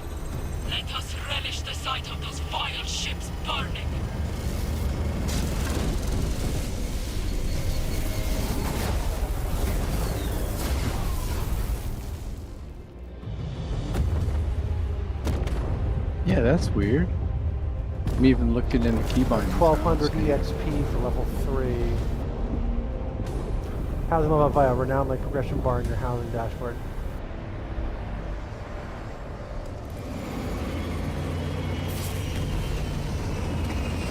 Looks like you need to do. Oh, press H. You get experience for just collecting stuff. Yeah, press H, Arc. I think that's the one. Oh, I'm key down to something else. Oh, okay. On my screen, well, if you go into key bindings, The enemy tried to smother us. it's right below the press log. It says housing dashboard, and you can key bind it to something, so you can just pop it open whenever you want. Something put a hole clean through his helmet. I should have been with you. I only wish he had lived to see But that will tell you what rank you are, because it has like little, has the numbers with circles across the interface, and 1 through 6, and it'll show you what rank you are and how much XP you need to the next rank. So you'll know when you can go to the contractor and do your house upgrade. Duty is all. I do not forget my brothers so quickly. But you've decorated a lot. You should have lots of XP. That's weird. That is what I thought. I'm gonna have to go to some other vendors and buy stuff. Even your outside has got a lot of stuff. Did you have specific areas that you thought had good decorations? With him on Vigilus. Like, that's some money I've now. read through those battle reports more than 100 times. I wasn't really blown away. I feel like this is really My duty kept me preliminary. busy elsewhere. Well, I know I got a lot of cool decorations from completing the class hall quest lines. I want a scout recon of that position. And I've done all the class hall Get quest over here. lines. Those were cool because you get a lot of fountains and lighting and statues and They can wait. cool decorations. This is Nozick Beta But 12, Mechanicus Archmagos. and there's dungeons that Should have give been aboard this decorations ship an hour too. ago, but he refuses to leave Kadaku without some data There's a from lot of his stuff lab. you can get without having to He's pay currently for it. in But this then Imperial Guard base. the other cool His place for facility decorations is is here. professions. The enemy is closing in. That base Each will be profession has some unique housing decorations Nozick is a high-value asset. from each expansion. Get that data. The patterns that they've done for each expansion. The mining facility. If we And walk of course to the the auction staging house, tanks, but auction house can direct get the flow into expensive. the valley. We can ignite the fields around the base. A lot of the stuff too is like give you command of making a your own small team to stuff. the staging tanks. Like taking the building stuff that That's you've all I got can and spare. using them in really unique ways. Like I'm gonna make a when I get the chance, I'm gonna make a Retrieve aquarium. Mechanicus data. We are Astartes.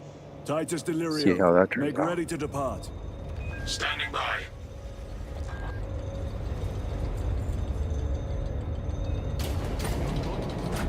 But I made I made a spa area. Is there like a skybox? Kind of like a Kitchen. garden. or Well, something. well. Lieutenant Titus.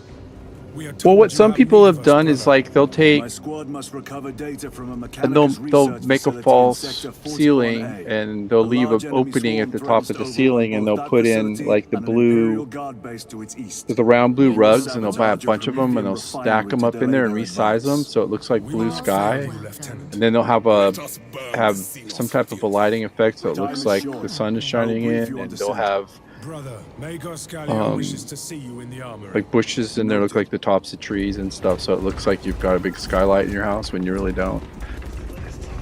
There's all kinds of cool stuff you could do. Like I had a lot of fun making my kitchen. You requested my presence. How are you acclimating to your new status? I have no complaints. Intriguing. I even made a oven. Would determine a 0.9 probability that you would. I literally I have put pressing duties, Magos. I scaled down 3 floors to make sides and top, and then I took the wooden Selection seems incomplete. pillars and I resized those to look like they were supports, and then I took a door and I flipped it so it was Very well. the hinges were thanks, down Magos. against the top of the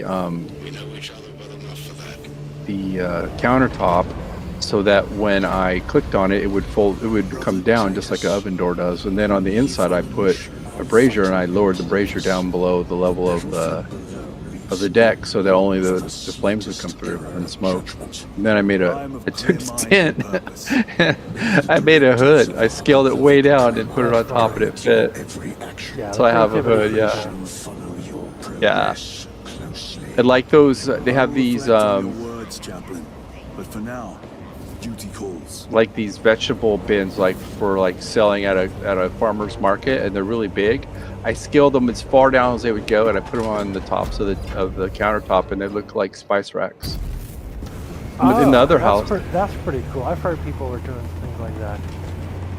and then I took in the other. Yeah, and then in the other house, I took an actual like bookshelf, and that I liked the way it looked. It was a different style, and I put that in my kitchen over the stove, and I took those same. It did the same technique, but I put it actually in the bookshelf, and it looks like a spice rack. Major. But yeah, you can do all kinds of cool stuff. There's even a bookshelf you can buy that's actually a hidden door. So you can, like my bedroom, this looks like a room that's a reading room, but if you click on the shelf, it opens and that my bedroom's behind it. Make ready to leave. This will not take long.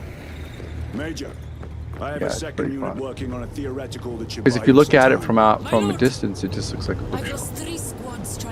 Because I put another bookshelf just like it right beside it, so it just looks like two bookshelves.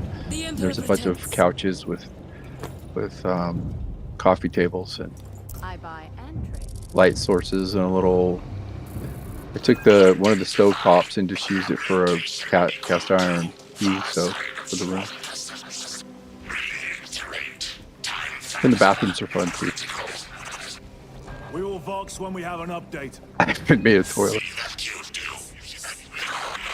There was this round table, and so there's this stone chair that's like a dwarven. It's an earthen chair actually. And I took this round table and I scaled it way down, and it fits right on top of the seating area, so it looks like a flip up. Seat. I was laughing about that.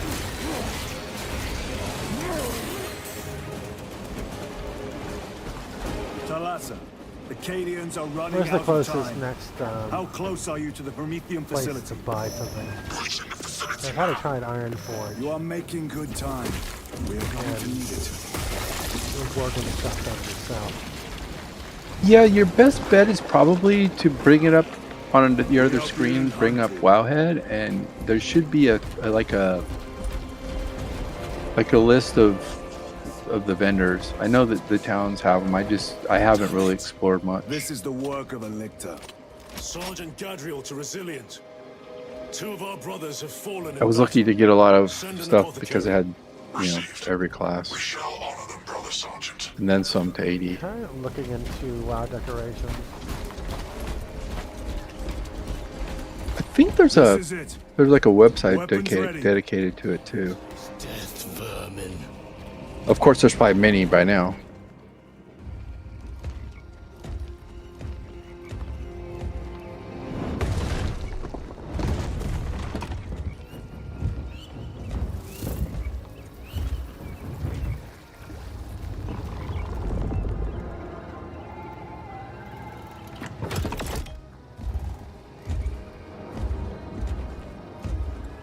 We open up Wowhead. Be right back.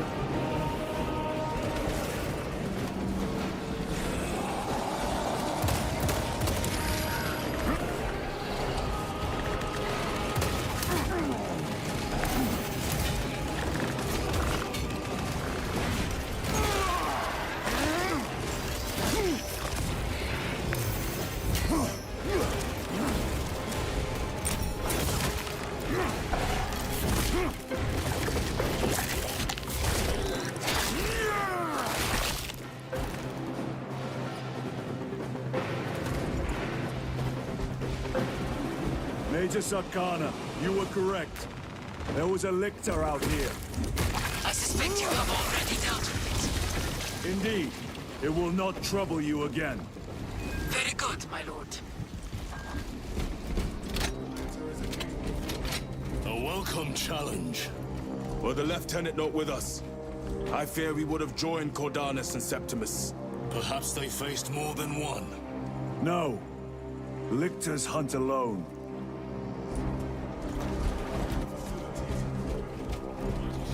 Its research remains intact. Archmagos, we have arrived. At last, move to the lower levels. If lifts are functioning, route equals to exit.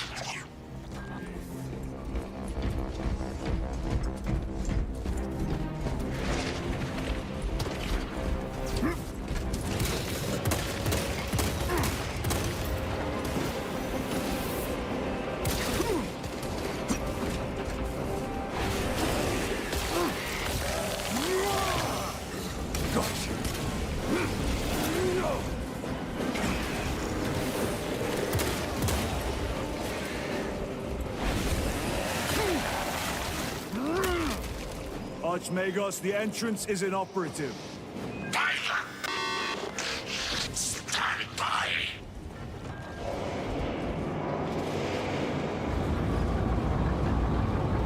Proceed. Expect enemy presence.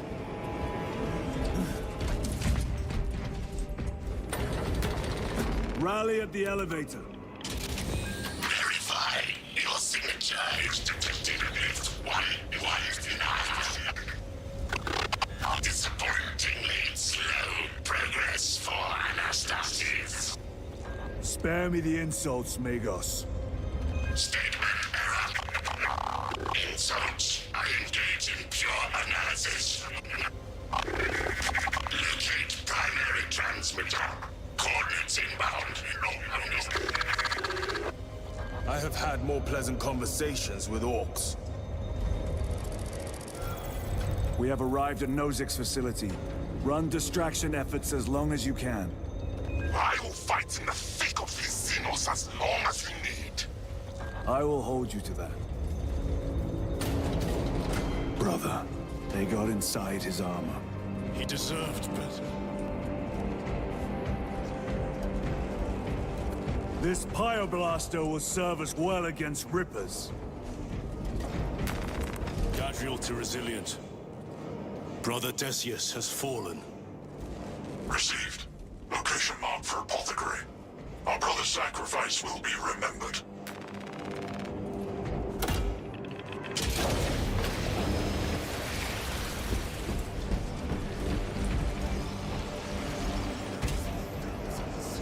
That door looks like our exit. Clear a path through those vermin.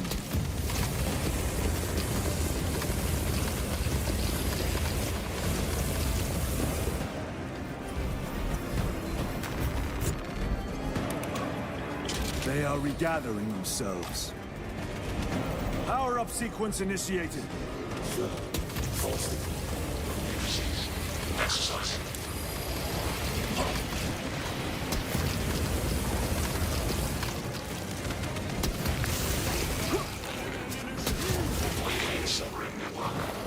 Restoration element. Power is restored. Proceed. Move to the door. We shall punish their boldness. The Rippers!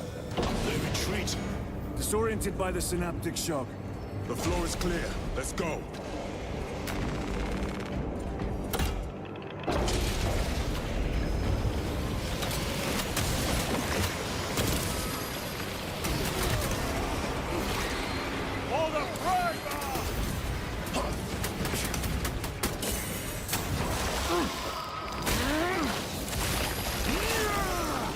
Zoanthrope neutralized.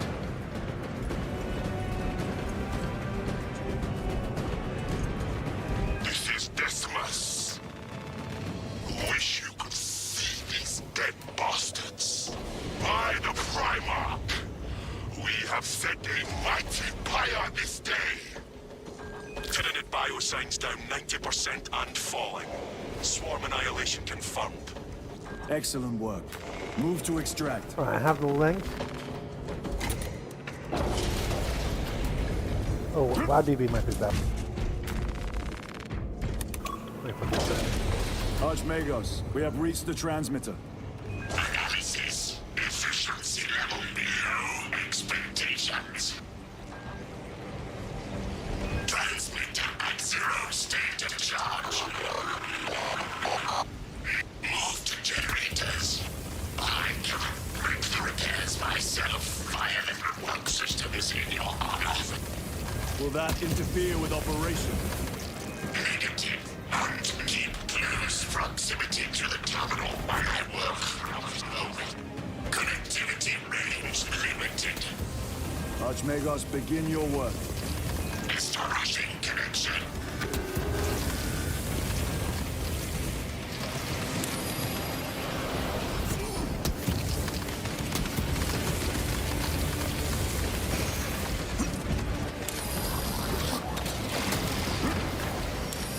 Munitions secured. Range extension initiated. Activate control room console to commence transmission.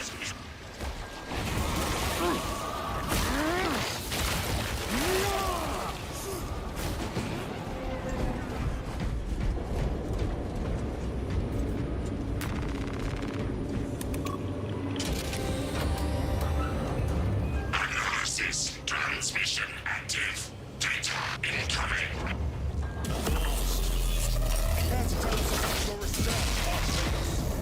Denied. Classified. Leave such matters to me. Report. Transmission complete. Your assistance is no longer required. Major Sarkana, please escort Nozick to the Thunderhawk and get him off-world. Yes, my lord. With pleasure. I shall be glad to be rid of these trivial duties. As I will be glad to cease the flapping of this repugnant flesh voice. Time to go. Archmagus, confirm receipt of data stream. This is Lirio. Transmission received. Nozick is on the Some of this stuff drops. Get him out of here. Yes, sir. Major Sarkana, what's your status? We've lost a lot of men, a lot of heavy rounds, but we're still in the fight. We're coming to you now. Nozick, will they hit? Lirio, do you read me? Major, did you see what happened? No idea. We saw no impact. That is territory claimed by the swarms. We need to reach him, fast. There was an armoring chamber below. Jump packs. Sir, the guardsmen. With Checking out respect, my WAD. lord, we're Cadians. We can take care of ourselves. I'm shocked there's not more from WAD, considering it had player house. The Tyranids will swarm the crash site. If Nozick is still alive, his time is limited. Our brothers aboard that Thunderhawk will make quick work of the Tyranids. I hope they survived. Do not admit such a thought. Too many of us have fallen today. We are at war. Death waits for all of us.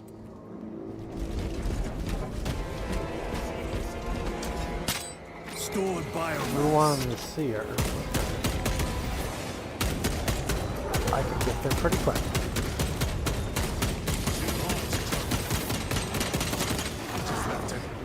Place them strategically. Weak points only. Engaging thrusters. Xenos protects their hive. Stop at nothing. We must reach the crash site.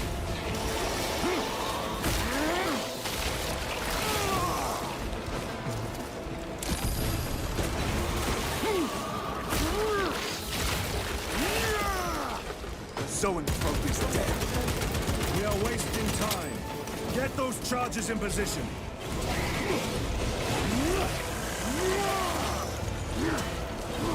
They never learn. Every delay risks the lives of our brothers. Blow this wall now. Melter charge in position. I was thinking we use some reason to go back to these zones. Tragedy of WoW is just how big it is and how underutilized it is, and how much it would benefit. Explosive ready. To head out.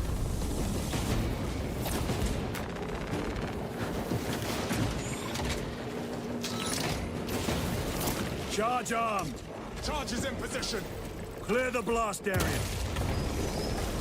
Blow it. With pleasure.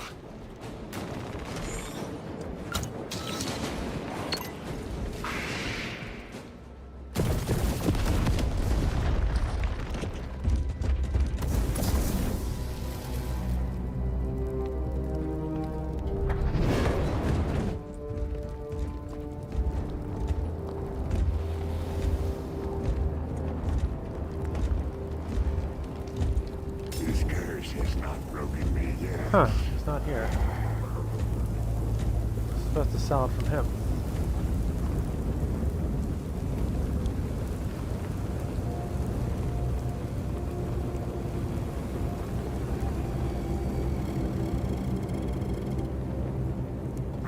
Chaos. Sweep the area.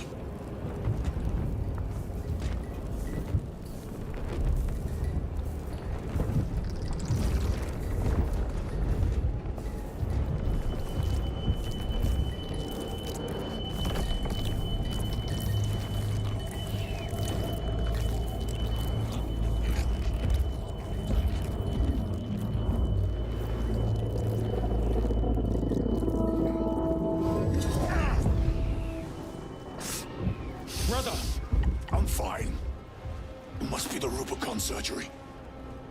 When? 2 days.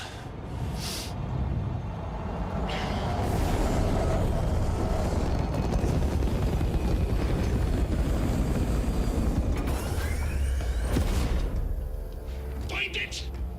Hurry! We should go. I said I'm fine. Nozick is dead. Mission is over. Whoever did this is long gone.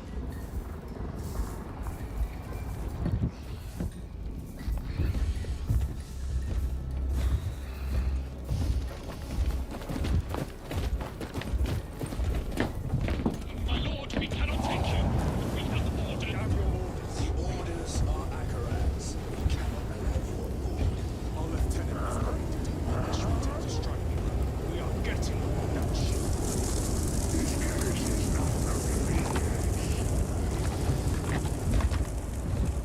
What are we without the sky?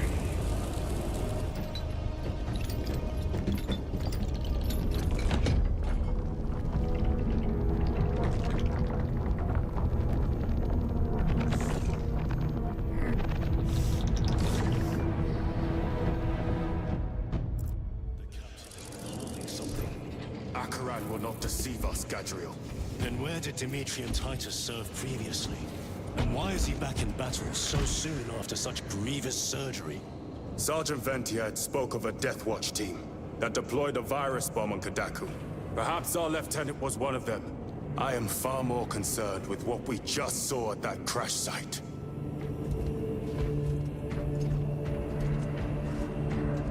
Lieutenant. Brother, are you recovered? I am.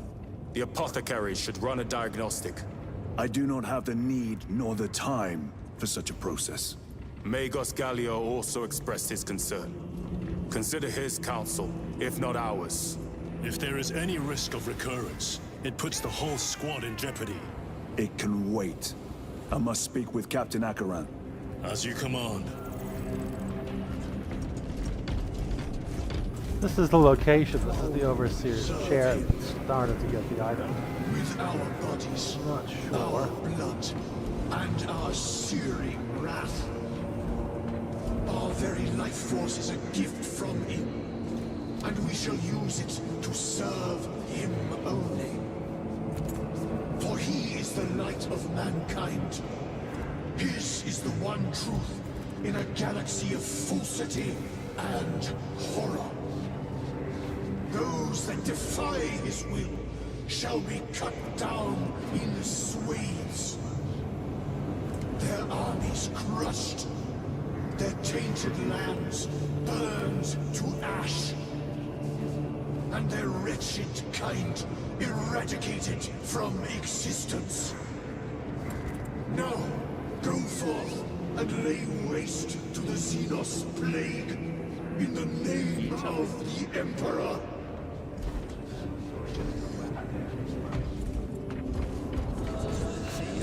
Brother, it is a relief to see you on your feet. Heard you took a turn for the worse. Such reports were exaggerated. I am glad to hear it. Your efforts in delaying the swarm were admirable. It was a sight to behold, brother. I must report to Agaran. Excuse me. The Emperor protects.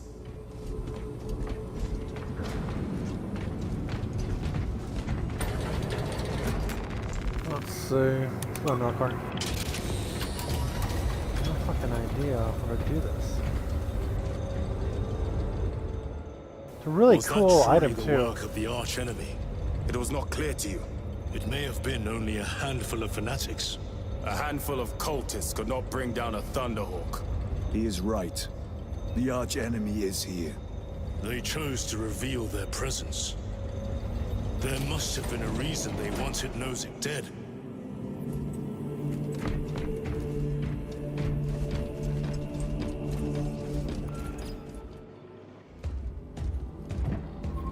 What are you doing? What in damnation happened down there? Nozick was assassinated. Trying to do the The hot Adeptus seat quest for Mechanicus World of report Warcraft to said get engine a failure. That's not high-end what I saw. Sergeant. cosmetic, and it Traitors. might not be working. Chaos. Dude, this is crazy.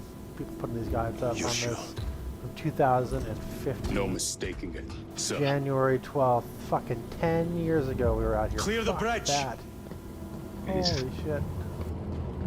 It's crazy. It's been Nozick 10 was years head in of a Legion. highly classified project. Yeah, people are really Aurora. all this That's fucking game no coming. fucking way. What is it? A weapon. I'm And at the the right minions seat. of Chaos learned I of its fucking hate this existence. stuff. When did Nozick Mist Awesome. come out? There's Oh, only it's a one man seat is the capable of quest. continuing the work. Then I've already done this, which means that this is fucking When did screwed up. Mist of Maurice Pandaria Rose, came out? That was like Nozick's apprentice. He is 2011. currently I missing. don't know, before it. His last location was WAD a was a Mechanicus dude. I was facility on there, Avarax, bro. one that is 3,000 now years overrun ago. with Tyranids. I went to the launch event that they had in LA for This will fucking get you into WAD, the and cogitator the within Namibia, the and all the facility. staff, You can and I had access pictures that Luza's time. tracker from there. We were super on connected course with to Blizzard back Avarax then. now. I want you ready to Completely second different re-enter company orbit. now. I We didn't have like to Warlords get of Diablo. Draenor. Sir, We need to get. Did you see the Paladin trailer was on for the ship with Nozick? Diablo 4? We gotta go What do concerns some of that. yours? That looks good. The Mechanicus Yeah. seemed eager to retrieve it. And yet the enemy left it untouched. Plus, it has some pretty cool items in Whatever game it for is, WoW. without I wanted to Luz, like not neglect it's my useless player to house us. today, so I've 100% done that quest, 100%, and it's just not giving me. I can't. It's just probably Lieutenant, bugged. the journey to It Avarax says will this thing take is time. frequently bugged. Enough so for a brief it diagnostic. is. Very well, if it will put you at ease. Magus Galio will be in the Super armor. friggin' what was that? All right, it's super foggy out today. I drop Epic off and do her final stuff. How did you know about Back through. Aurora? Have to I get saw the snow name in the tires mission put on report, most of tomorrow which for was her car because we're bringing it up. I would have Canada. preferred to stay on Oh Kadaku. jeez. So we got those. Yeah, because heretics that fucking dishonored our Midwest is brothers. We up will north find of them on Avarax. North Dakota. That's Unless Luz is serious already cold, dead. dude. Whatever those tech priests Yeah, so you guys are working gonna on is drive still all the way up here there? in this Yeah, she system. wants to drop that car I off. She's used expect to the these greatest ridiculously long battle drives. is yet to come. It'll be fun. It's a nice little road trip. Yeah, I've done road trips like that in the past. It's fine. Titus, I heard that you collapsed upon encountering the tainted wreckage. You know, I honestly do not give a shit about player housing, man. mere side In World effect of of the Warcraft, at surgery. least. It's not I don't a know. big deal. Fully recovered. It's a trophy case, man. I understand there's Yeah, some that's people kinda like it, cool. and they kind of. Should your brother I think suffer that from any a like further episodes. keeping the thing going and having a revenue If the stream to arch keep enemy World is of Warcraft indeed present, under any Yeah, like- development, they have to grow have it into because it's sort of cancer it's a of the baseline. soul. But in terms me of a value Tauron of to content, go it's show. not. Pages It's of the not codex, important to us. and it will shield you from the glare of heresy. My faith They just have is to without understand World of compromise. Warcraft isn't the I will it's not just waver. letting it be bad fan fiction, getting away from Magos the things Galleon. that made it very popular in the first place and what's hurting it. It's thematic drift. It was They still brief. have too many weird Likely a activists working result at the of the company, surgery. and they just have to go. They're just, you can't reason with them. You can't take ideologically motivated people who are there to I might push go back them. to classic.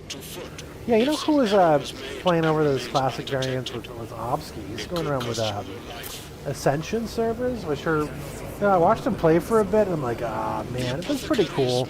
It's much more well thought through than Season of Discovery was. Do I already have my Christmas decorations over here? I do. I totally have Christmas decorations. Only I don't. Do we know when 4.5's coming out in Star Citizen? Tomorrow? Interesting. Jeez, it's taking forever. Come on, put out Christmas here. Yeah. Right, there we go. Put out my Christmas decorations. Better, better, better. Like, here's the thing, dude. Like, I understand that they're giving us player housing, and that's neat and all. But kids could just go back and rebuild the garrison, which is far more ornate, you know, than your player house. That was closer to the World of Warcraft, at least. Yeah, I mean, Building like a fortress or something. yeah, exactly. Like, I have a lot going on in my garrison. My garrison's really cool. From a player house from the standpoint, it's far more substantial than my house. Look at it, and look at all these amazing Christmas lights. So, it's I think important for them to do something, but at the same time, I think they have to realize that there's quite a bit that they've already implemented.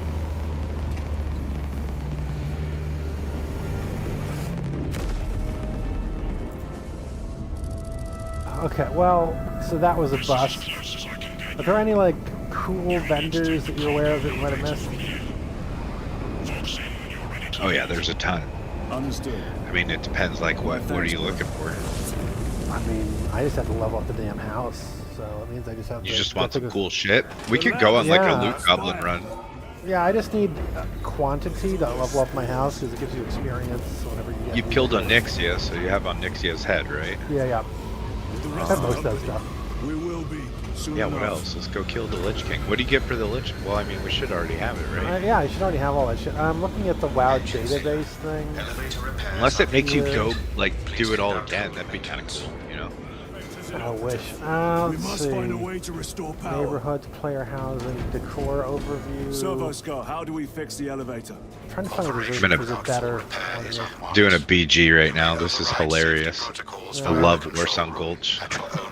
Are the kids you fighting just like fucking terrible these days? Oh my god, it's so bad. I'm fucking Oh my destroying God. them. It's hilarious. Yeah, I bet They you just are. run around and fight. They don't understand how to play a battleground. Yeah, I mean, part of the problem is like all the veterans are gone. So they're We come replaced back in by and just Taurus. spank them around. Yeah. It's like, hi, a real Use the World of controls Warcraft to restore players power. here now. Yeah, not surprising. Dude, I'm looking through... Oh, that's cool. Valley of the Four Winds decor vendor. Oh yeah, I'm going there. I'm getting myself some Chinese vendors for some Chinese fucking food. There's a shortcut across the Alright, I'm rooftops to going the there. east. Four Winds. Good. Proceed.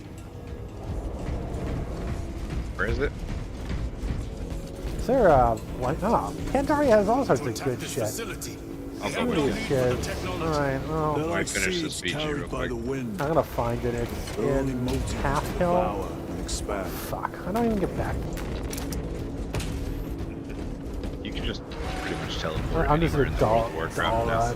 Cut them down. They've got a Pandaran pantry with a keg in it, Pandaria cooking table, and a storm step brew keg. They've got a fucking rickshaw. That's funny. Bookcase.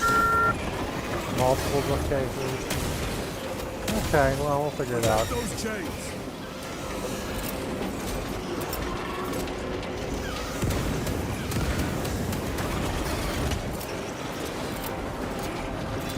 Frank, hold Engage on the lift mechanisms.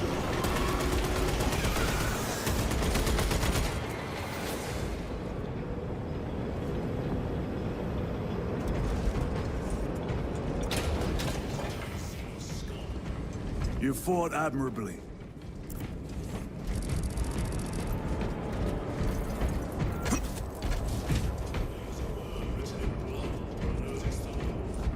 Imura, do not speak it, brother. The words of the archenemy hold dangerous power. Any data that may be relevant. They Have you let ever everyone faced the change their archenemy, fucking Sergeant? I have not. fonts in Then I Discord, and now it just suggest you looks listen to retarded. your brother. Yeah, I hate that.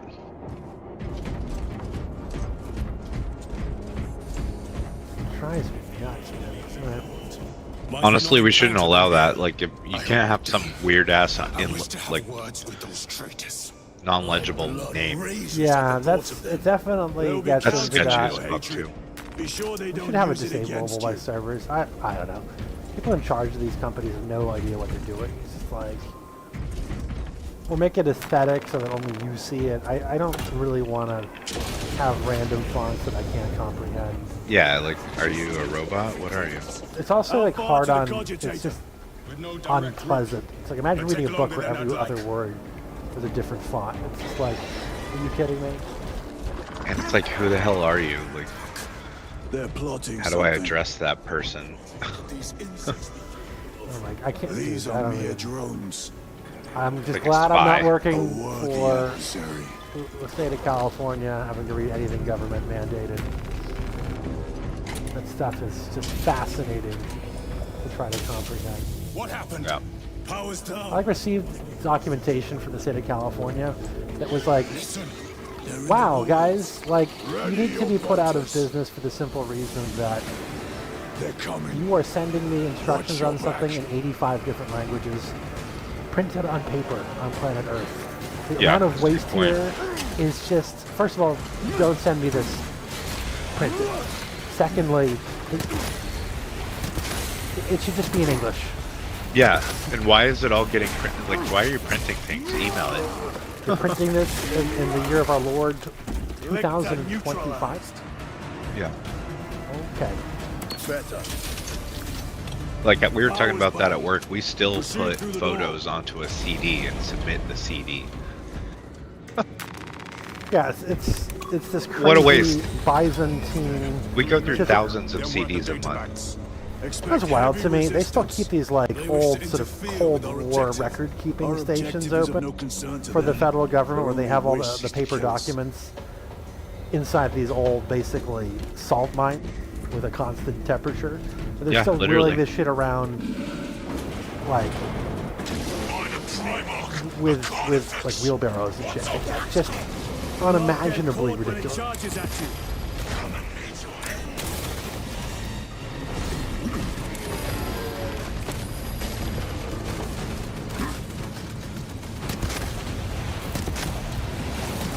Alright. I have no idea where the hell this vendor is.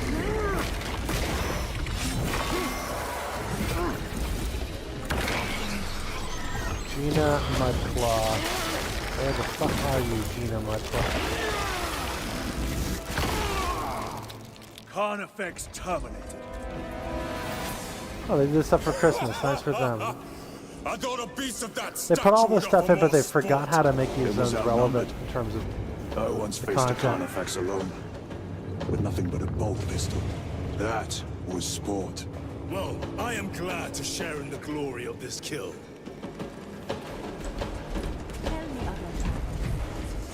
Oh, she has stuff. Let Alright. us hope the data center is intact. Oh no, I can buy a Loses tracking goat. data from another system. Fucking Apparently not. It's this or nothing. bought a goat, Melkor. Riding goat. What'd you get? Riding goat. What the fuck is this? I need to be a fucking wrapped up with this. Oh my god. Good friend. What do I have to do with her? Do I have to like, work on my house here? Don't even come out here. It's a waste of time. You have to be wrapped up.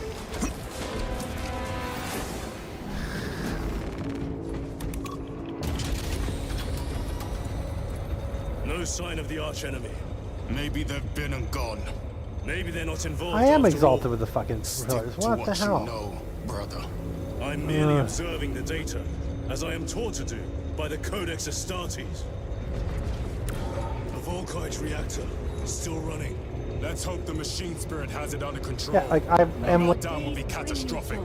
We'll disable it once we have the data. Killer's quartermaster. Right.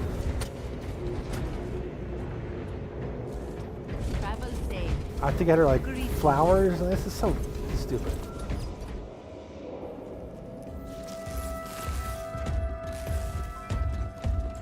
I hope to see you again soon. Oh my god, I did not expect to have to deal with this.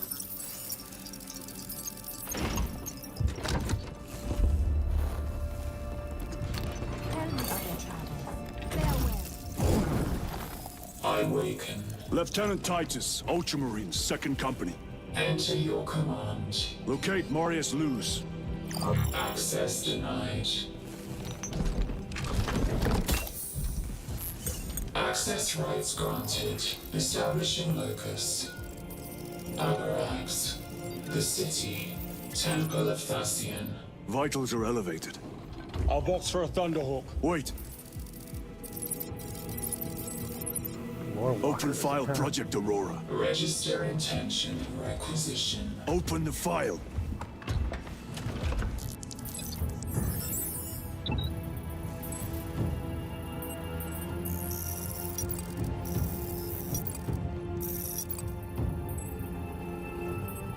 Open file reconstruction. Brother, those are classified. These upstart clans seek to seize the veil was for destroyed. themselves. Show them that they are nothing before the Rajani. Mechanicus fools. Display current location of artifact.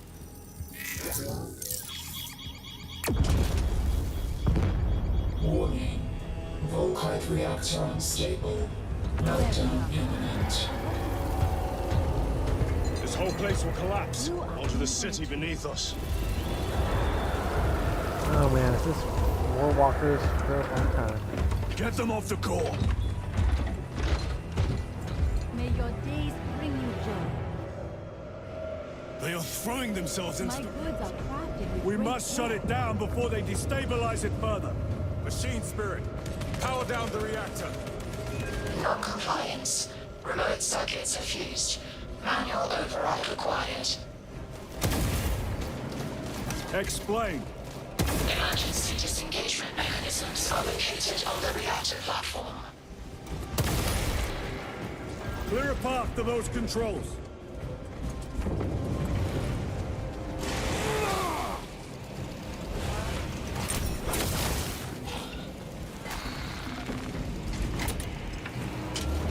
Jettisoning Volkite pylon. Stand by.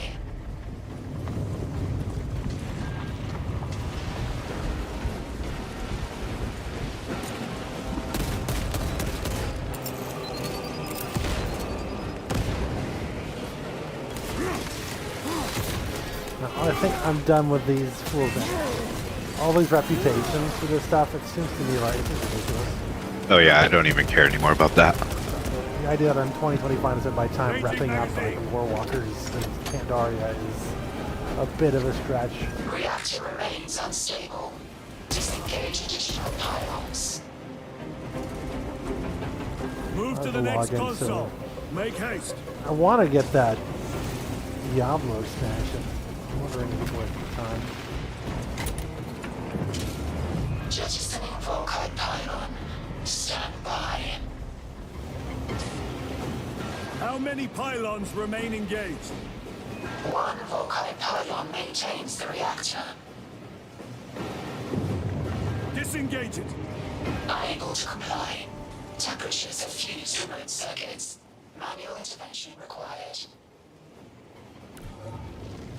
Throne, damn it! They are making another push. Intercept.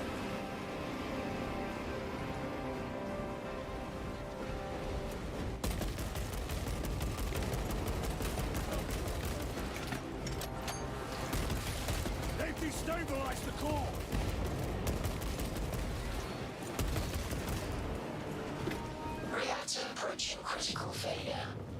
Countdown imminent.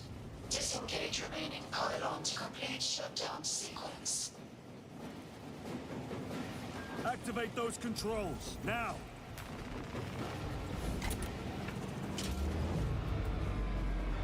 Volkite pylon jettisoned.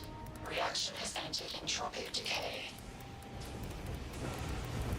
That was the...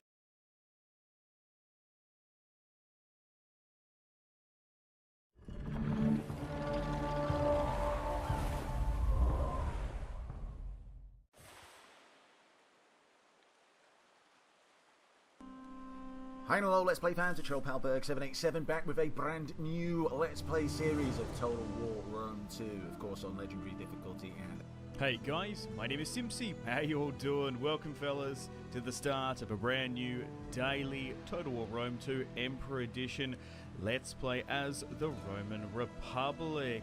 So, if you like the sound of that...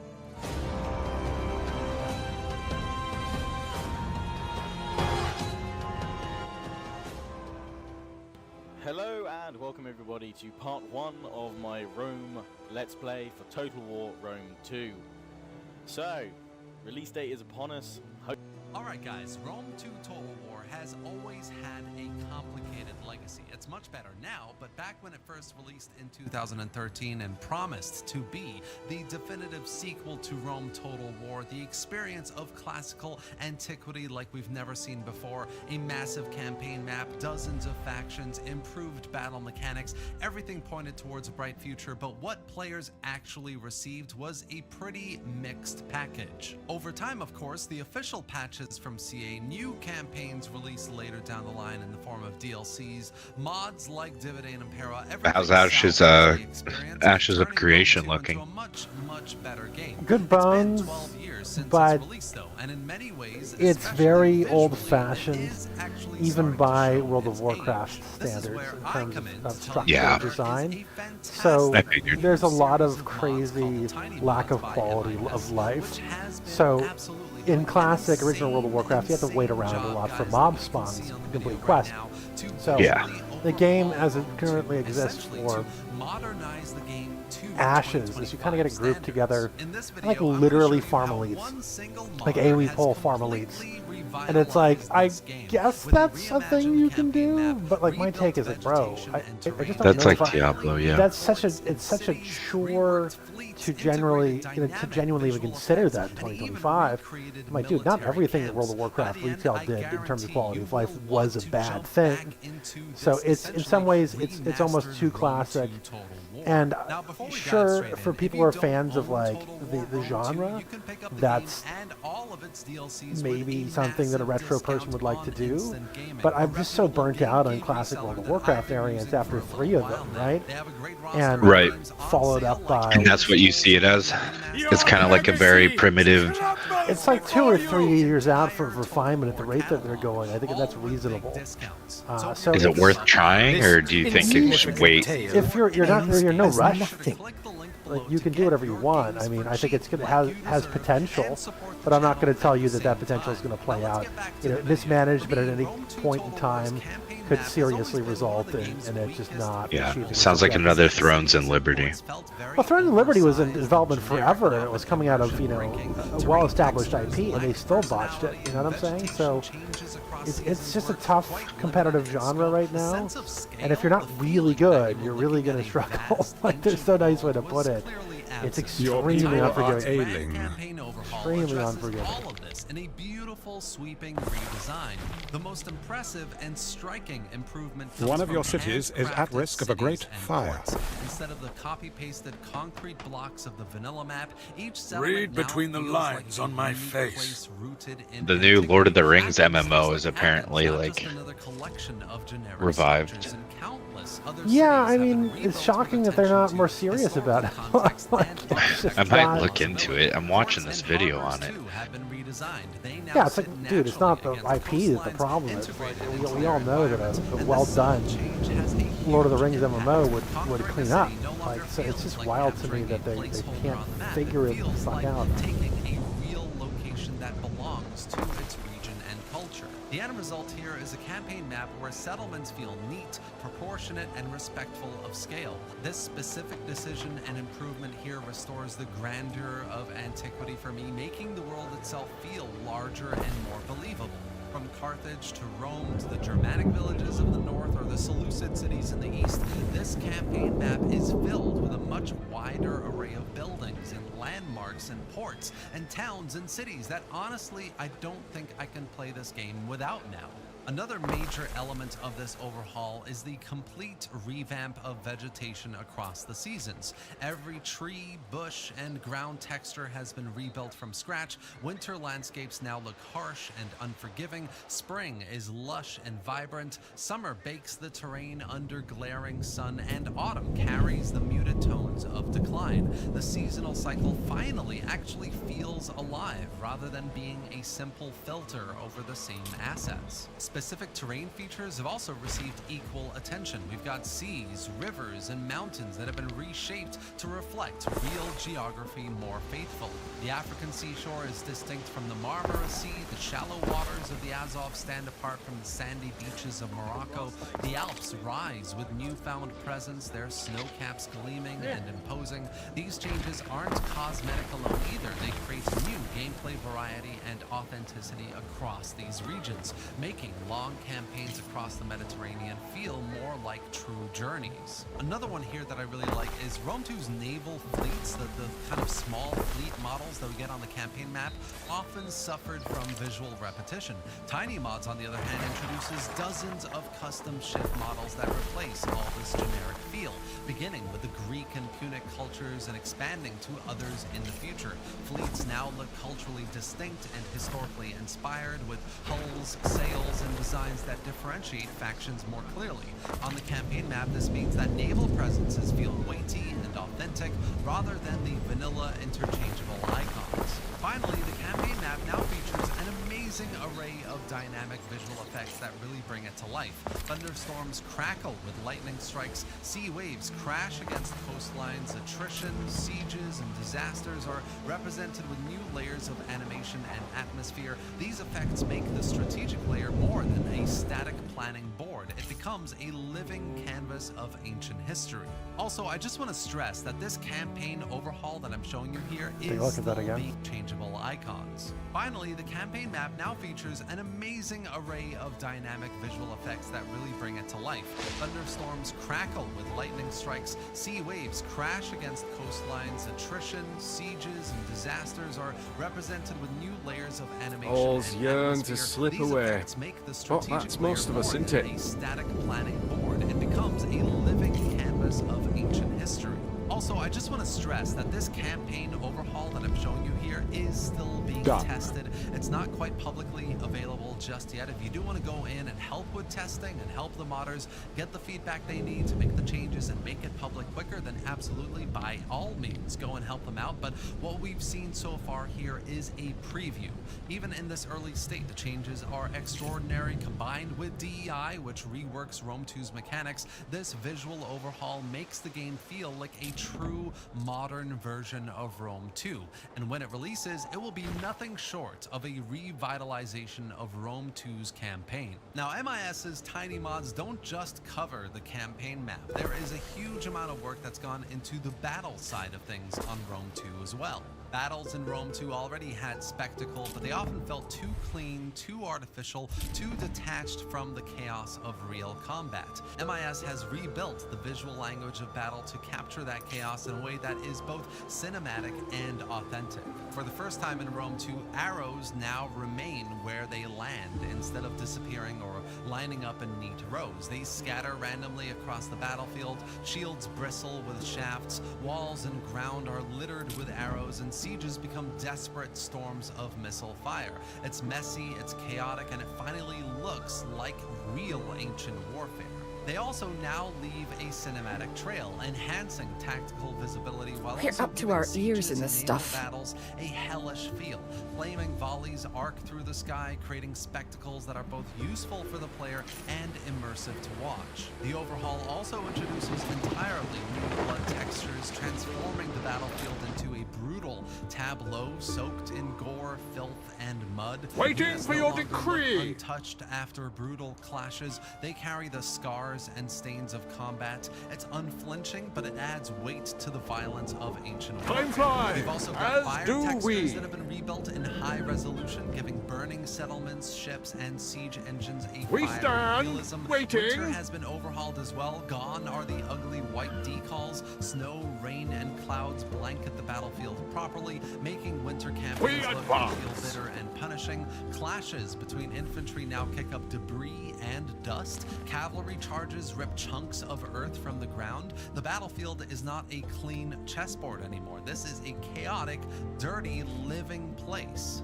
And with the blessing of Ave Metal, this mod also integrates the best features of the Parabellum Effects mod, including dust effects and firestorm scripts. It combines the best of both worlds, ensuring players don't have to choose between two excellent effect systems. All of this is optimized as best as possible, though large-scale naval battles with fire arrows can still produce some frame rate drops. For those with weaker PCs, a light version exists that does reduce the strain while keeping most features intact, which is very, very helpful.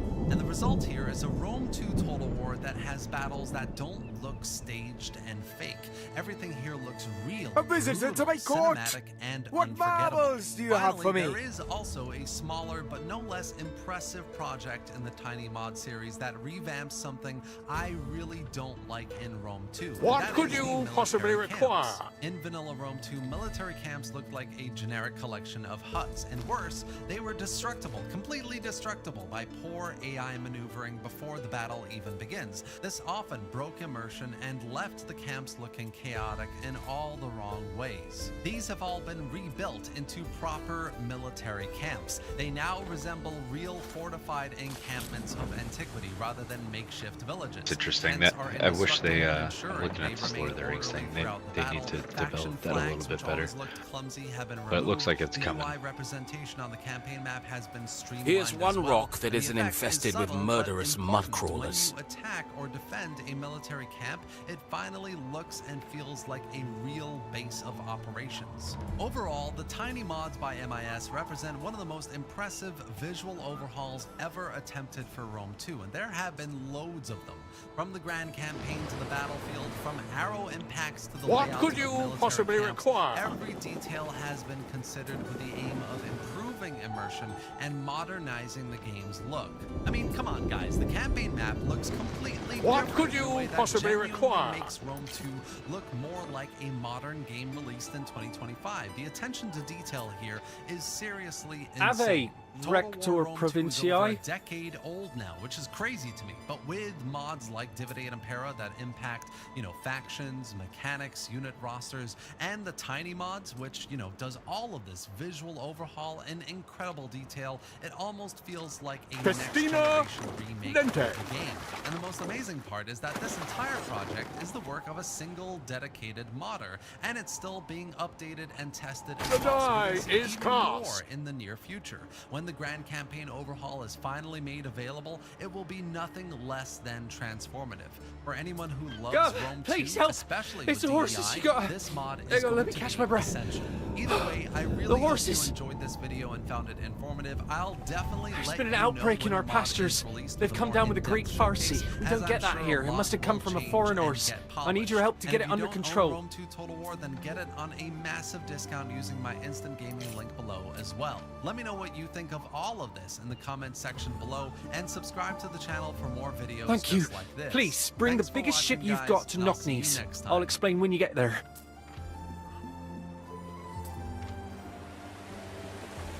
Weird. You buying a boat from a Bretonach boy? A ship is under attack. Waiting for your decree. We need to split the herd, separate the sick horses from the well ones. We don't have space here, so I'll need you to sail them away.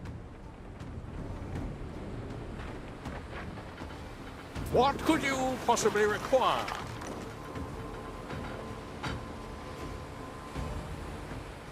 We stand, waiting.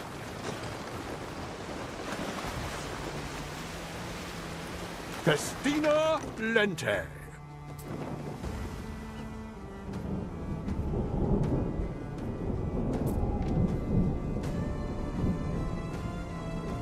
Through the waves.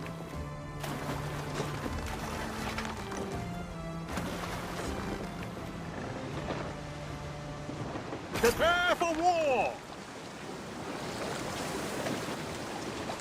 Alright guys, Rome 2 Total War has always had a complicated legacy. It's much better now, but back when it first released in 2013 and promised to be the definitive sequel to Rome Total War, the experience of classical antiquity like we've never seen before, a massive campaign map, dozens of factions, improved battle mechanics, everything pointed towards a bright future, but what players actually received was a pretty mixed package. Over time, of course, What's the the official saying? patches Bread from and CA, circles new is? campaigns You'd released hardly later bake down a the line in the square. form of DLCs, mods like Divide and Impera, everything salvaged the experience, turning Rome 2 into a much, much better game. It's been 12 years since its release though, and in many ways, especially visually, it is actually starting to show its age. This is where I come in to tell you that there is a fantastic new series of mods called the Tiny Mods by MIS, which has Time been flies, absolutely doing as an do we. insane Sell them somewhere job, nice. guys, like you can see on the video We're right not all now, gonna make to it. visually overhaul Rome 2, essentially to modernize the game to 2025 standards. In this video, I'm going to show you how one single modder has completely revitalized this game with a reimagined campaign map, rebuilt vegetation and terrain, entirely new ports and cities, reworked fleets, integrated dynamic visual effects, and even recreated military camps. By the end, I guarantee you will want to jump back into this essentially remastered Rome 2 Total War. Now, before we dive straight in, if you don't own Total War Rome 2, you can pick up the game and all of its DLCs with a massive discount on Instant Gaming, a reputable game key reseller that I've been using for a little while now. They have a great roster of games on sale like Elder Scrolls Oblivion Remastered, Crusader Kings 3 Chapter 4, or Now, even if the we can get a hold of some Total soap, War we can get to catalog, curing the rest. all with big We don't make enough of it discounts. So here if you're these thinking days. about buying I'm Rome afraid 2 we're gonna have to Total War rely on and the its Roman DLCs method. Or any other game, make sure to click the link below to get your games for cheap like you deserve and support the channel at the same time. Now let's get back to the video. For me, Rome 2 Total War's campaign map has always been one of the game's weakest visual elements. Cities and ports felt very oversized and generic and often immersion breaking. Terrain textures lacked personality and vegetation changes across seasons were quite limited in scope. The sense of scale, the feeling that you were looking at a vast ancient world was clearly absent. The Tiny Mods Grand Campaign Overhaul addresses all of this in a beautiful sweeping redesign. The most impressive and striking improvement comes from handcrafted cities and ports. Instead of the copy-pasted concrete blocks of the vanilla map, each settlement now feels like a unique place rooted in antiquity. Athens looks like Athens, not just another collection of generic structures, and countless other cities have been rebuilt with attention to historical context and architectural plausibility. Ports and harbors too have been redesigned. They now sit naturally against coastlines, integrated into their environments, and this subtle change has a huge impact. Conquering a city no longer feels like capturing a placeholder on the map. It feels like taking a real location that belongs to Soon you'll command the sea. The end result here is a campaign map where settlements feel neat, proportionate, and respectful of scale. This specific decision and improvement here restores the grandeur of antiquity for me, making the world itself feel larger and more believable. From Carthage to Rome to the Germanic villages of the north or the Seleucid cities in the east, this campaign map is filled with a much wider array of buildings and landmarks and ports and towns and cities that honestly I don't think I can play this game without now. Another major element of this overhaul is the complete revamp of vegetation across the A seasons. winkle among your Every cockles is a tree, gift from the bush, sea. and ground texture has been rebuilt from scratch. Winter landscapes now look harsh and unforgiving. Spring is lush and vibrant. Summer bakes the terrain under glaring sun, and autumn carries the muted tones of decline.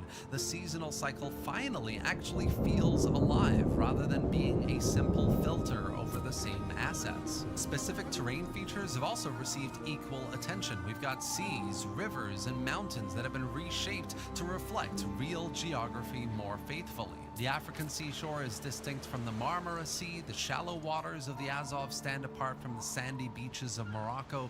The Alps rise with newfound presence, their snow caps gleaming and imposing. These changes aren't cosmetic alone either. They create new gameplay variety and authenticity across these regions, making long campaigns across the Mediterranean feel more like true journeys. Another one here that I really like is Rome 2's naval fleets, the kind of small fleet models that we get on the campaign map, often suffered from visual repetition. Tiny Mods, on the other hand, introduces dozens of custom ship models that replace all this generic feel, beginning with the Greek and Punic cultures and expanding to others in the future. Fleets now look culturally distinct and historically inspired, with hulls, sails, and designs that differentiate factions more clearly. A ship on the is under campaign attack. map, this means that naval presences feel weighty and authentic, A ship is rather under than attack. the vanilla interchangeable Waiting for your icons. decree! Finally, the campaign map now features an amazing array of dynamic visual effects that really bring it to life. Thunderstorms crackle with lightning strikes, sea waves crash against We coastlines, stand attrition, waiting. Sieges and disasters are represented with new layers of animation and atmosphere. These effects make the strategic layer Fair more enough. a static Forward. platform. It becomes a living canvas of ancient history. Also, I just want to stress that this campaign overhaul that I'm showing you here is still being tested. It's not quite publicly available just yet. If you do want to go in and help We with stand testing and help the waiting. modders get the feedback they need to make the changes and make it public quicker, then absolutely, by all means, go and help them out. But what we've Neptune's seen so finest. far here is Ready. improvement. Even in this early state, the changes are extraordinary, combined with DEI, which reworks Rome 2's Waiting for your mechanics. decree. This visual overhaul makes the game feel like a true modern version of Rome 2. And when it releases, it will be nothing short of a revitalization of Rome 2's campaign. Now, MIS's Tiny Mods don't just cover the campaign map. There is a huge amount of work that's gone into the battle Neptune's side of finest. things on Rome 2 Ready. as well. Battles in Rome 2 already had spectacle, but they often felt too clean, too artificial, too detached from the chaos of real combat. MIS has rebuilt the visual language of battle to capture that chaos in a way that is both cinematic and authentic. For the first time in Rome 2, arrows now remain where they land instead of disappearing or lining up in neat rows. They scatter randomly across the battlefield, shields bristle with shafts, walls and ground are littered with arrows, and sieges become desperate Through the storms of waves. missile fire. It's messy, it's chaotic, and it finally looks like real ancient warfare. They also now leave a cinematic trail, enhancing tactical visibility while also giving sieges and naval battles a hellish feel. Flaming volleys arc through the sky, creating spectacles that are both useful for the player and immersive to watch. The overhaul also introduces entirely new blood textures, transforming the battlefield into a brutal tableau soaked in gore, filth, and mud. Units no longer look untouched. There is a after shortage of brutal workforce in clashes. one of your They cities. carry the scars and stains of combat. It's unflinching, but it adds weight to the violence of ancient warfare. We've also got fire textures that have been rebuilt in high resolution, giving I'm glad they're burning working on it. settlements, ships, and siege engines a fiery realism. It's Winter shocking has that been they overhauled just, as well. yeah, it's Gone shocking are that the they just throw that ugly thing on white Unreal 5 and print decals. money. Snow, rain, and clouds blanket the Come on, guys, get some modders in properly, there. making winter campaigns look And feel actually bigger use and like Lord of the punishing. Rings Clashes between soundtracks, infantry now kick not up this like debris weird and one that they dust. Cavalry Just charges license imported it. into this game. Yeah. The battlefield is not a clean chessboard Like, anymore. This is a the chaotic, really rich people of the world dirty, need to get living together and place. actually make a And good with one. the Like blessing have of Ave Metal, Howard this Shore mod also help write integrates some of the the best music or features something. of I don't know. Fire has started in your city.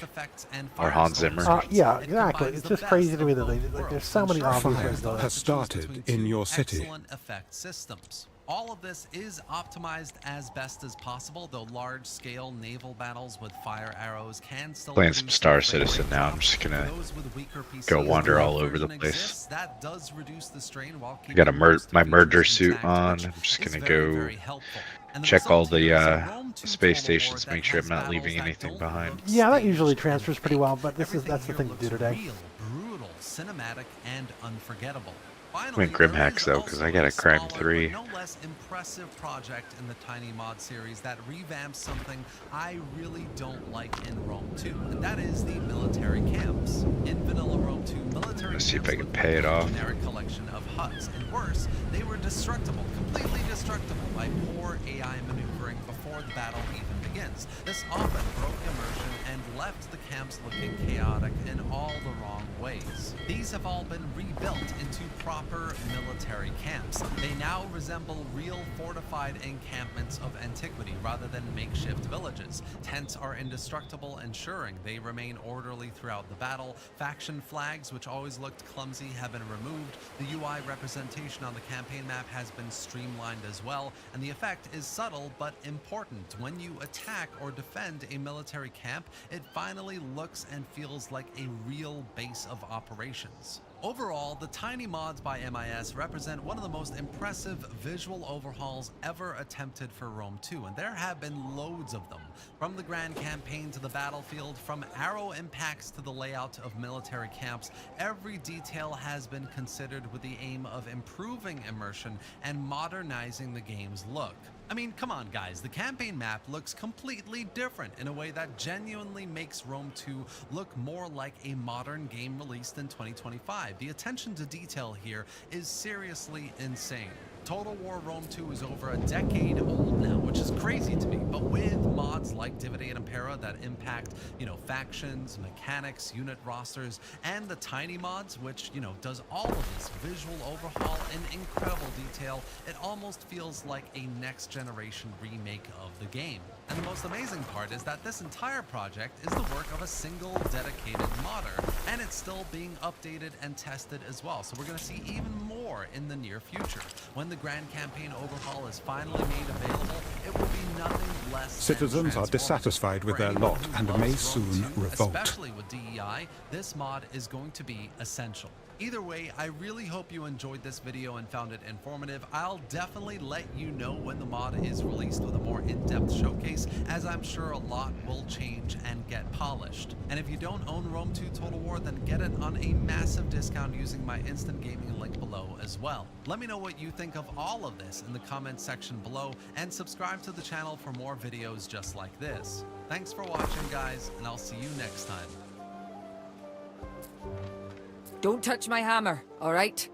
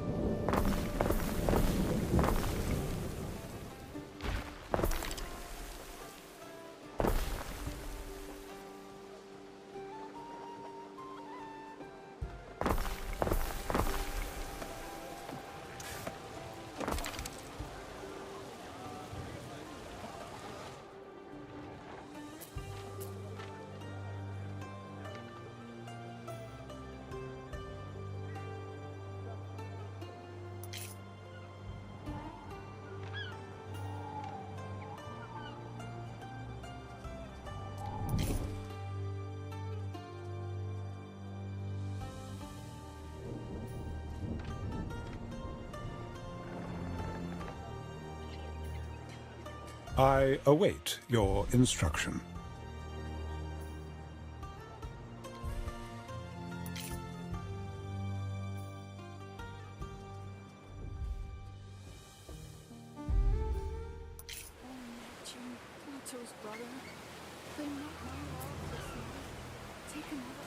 Mule's teeth!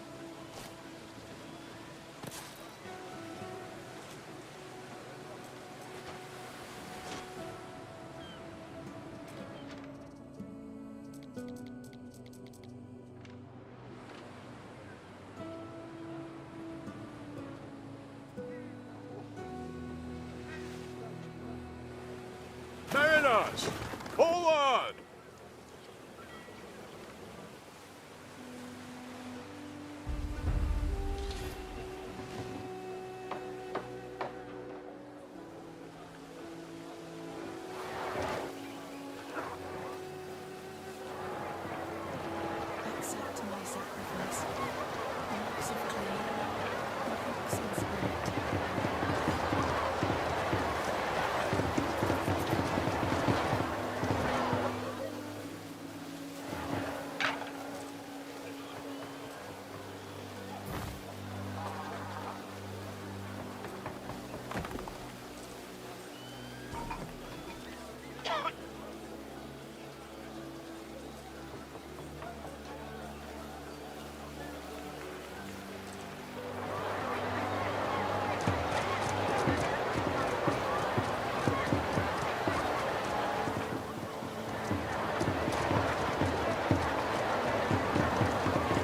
Lady Faustina will give him a decent funeral.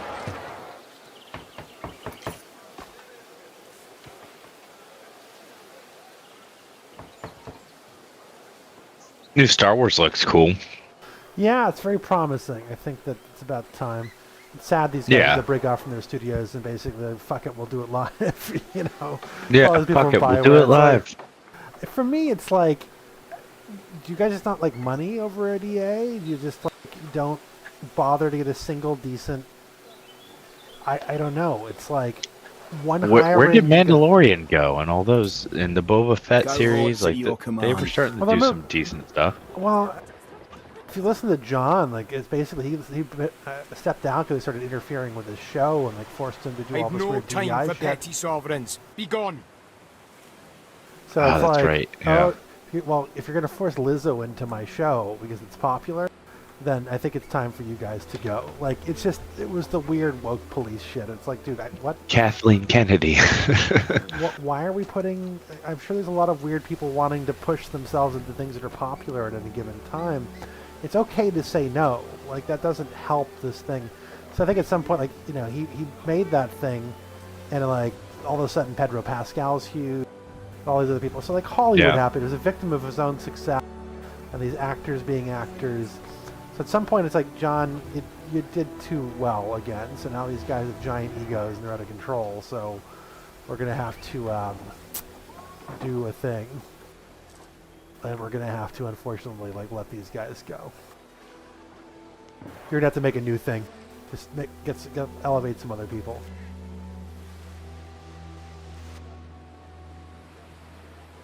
Tragic, but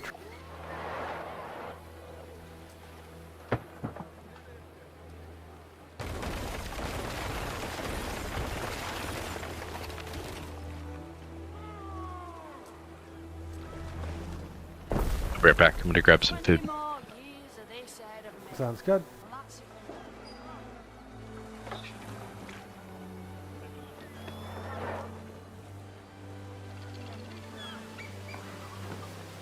So, Praetor.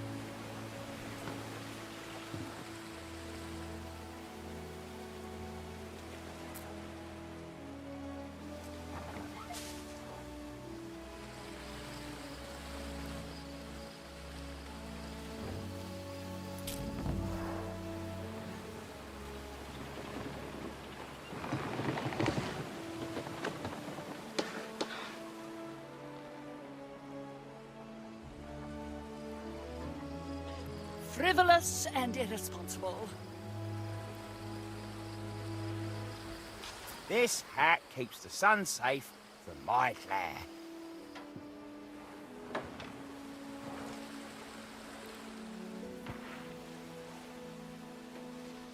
Even if I only buys a carrot at the market, I'm buying it for me. If I had a tavern for my tombstone, I'd be the laughter in the walls. Oh, I can't wear a toga. You've missed the sight of me bony knees.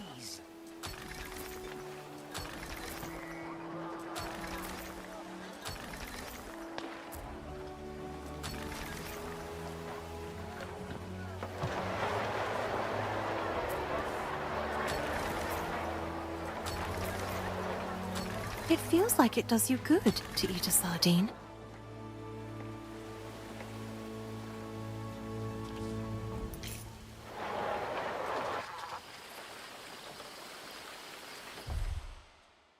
Ere? Done.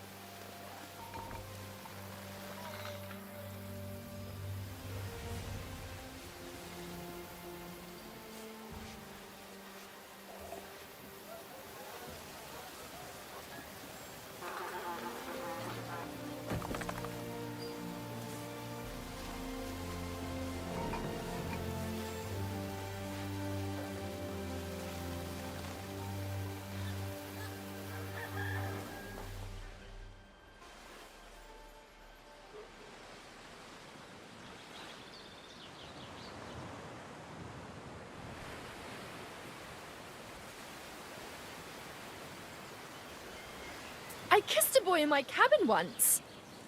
He wasn't very good at it. Ate half my face. A ship sail. Bene for the money chest.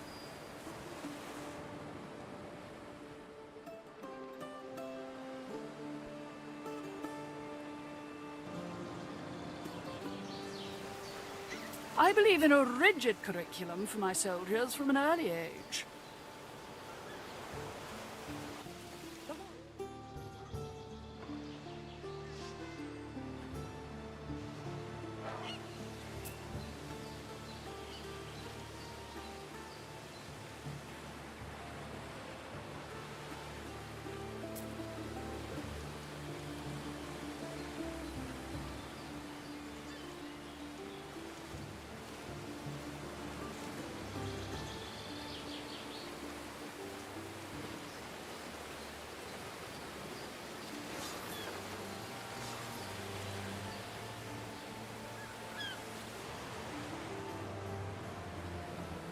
We stand, waiting.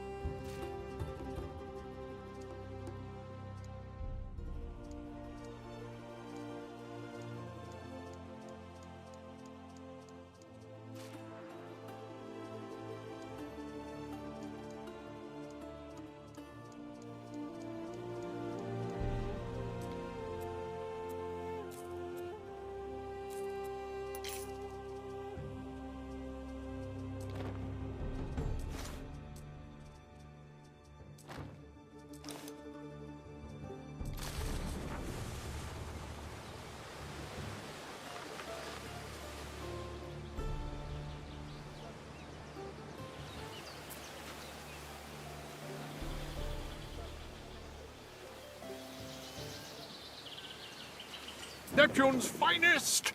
Ready!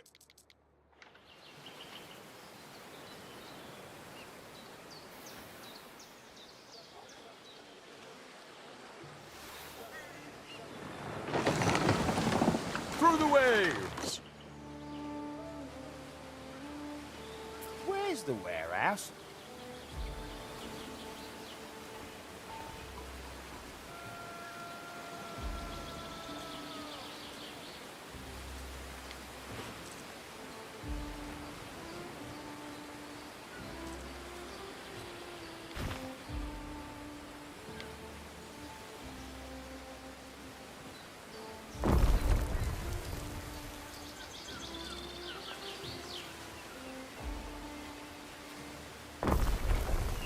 By sea, the gods smile on us.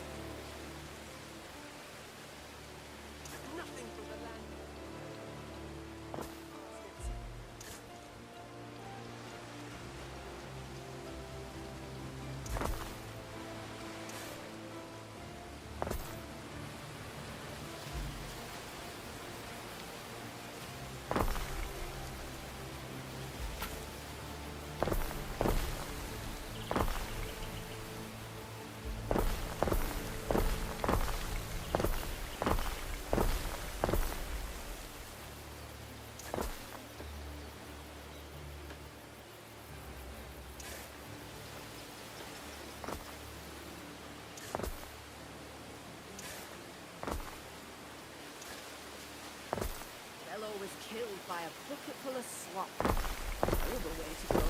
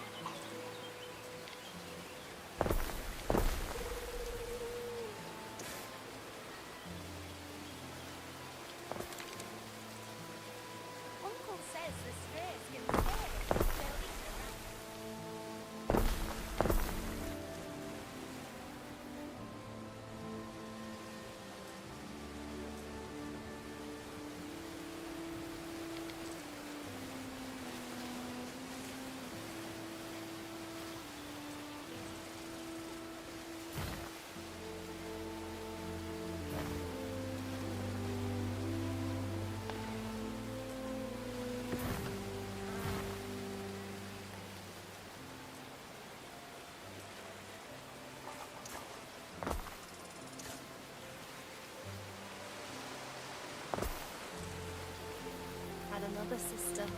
Salty Greek. Mule's teeth!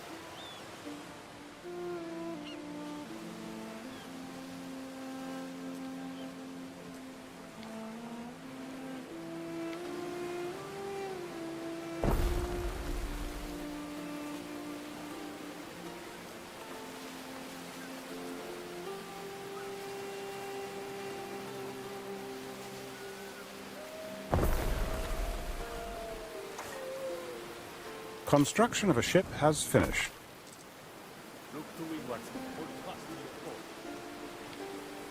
Construction of a ship has finished.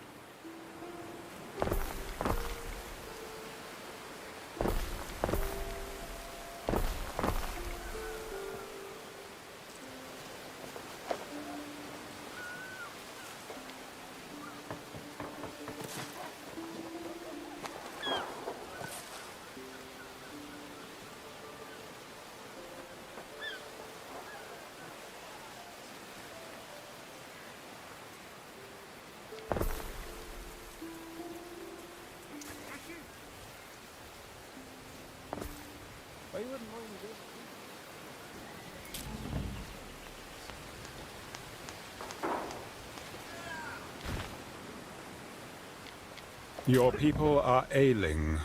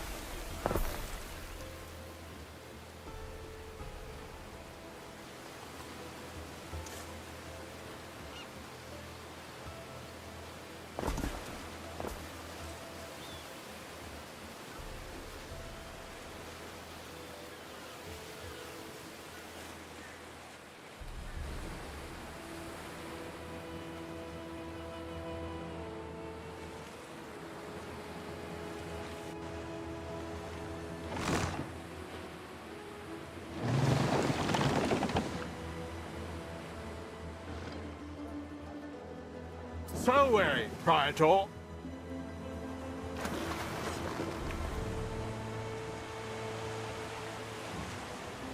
But who will guard the guards, hmm?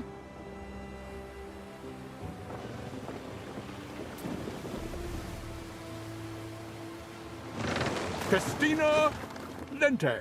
A fire has started in your city.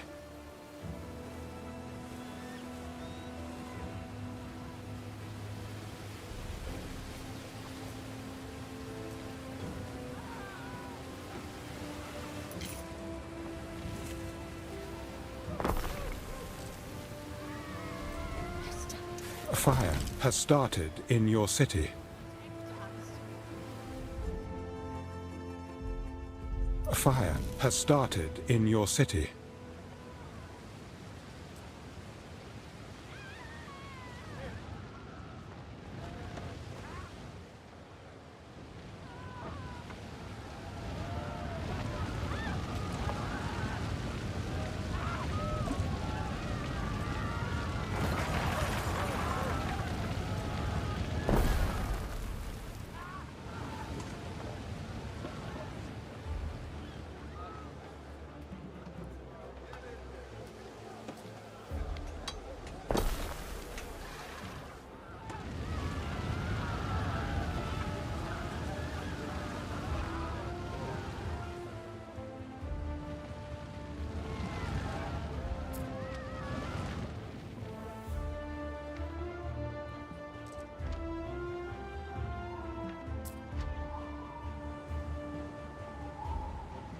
We stand, waiting.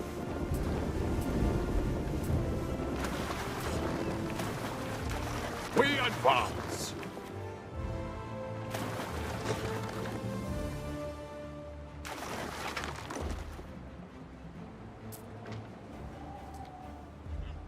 What could you possibly require?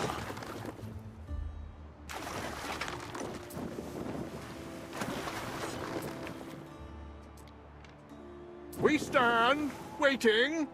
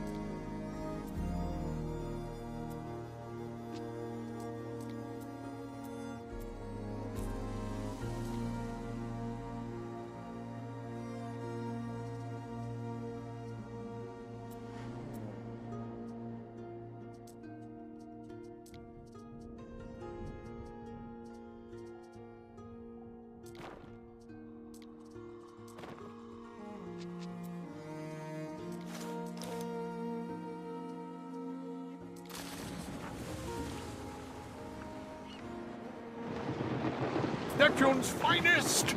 Ready!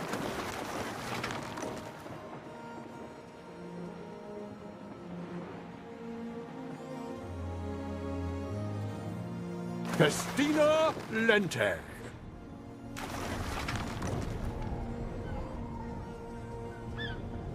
Let's cut the bureaucracy. Get this done for me, eh?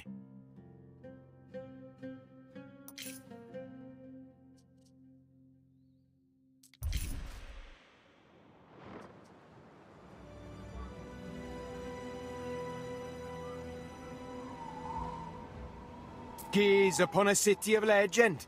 My legend.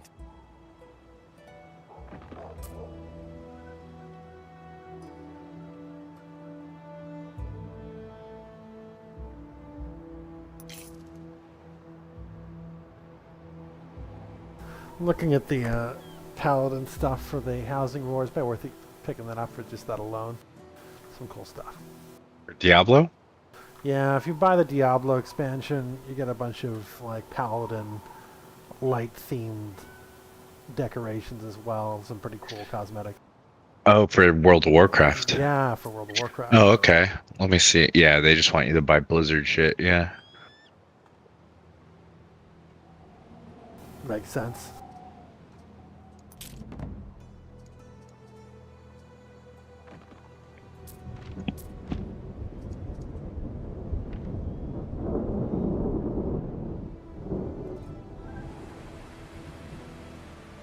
Often can't see your hands in front of your face.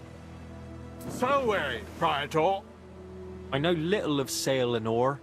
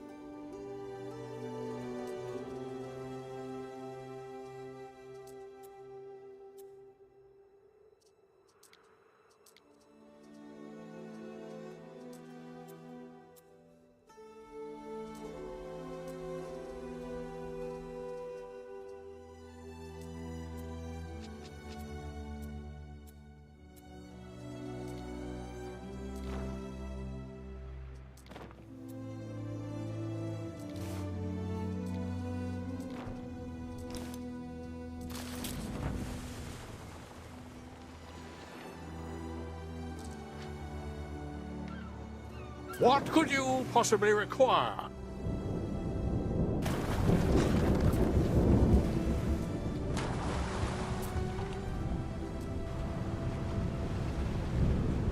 Mariners, forward!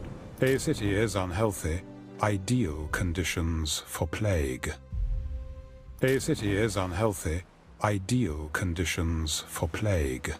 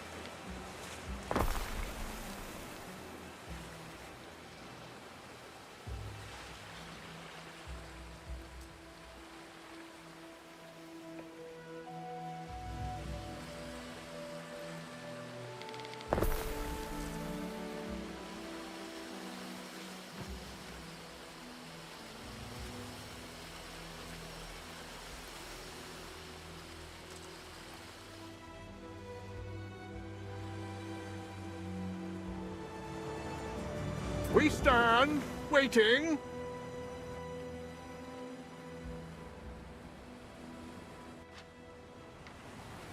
What could you possibly require? I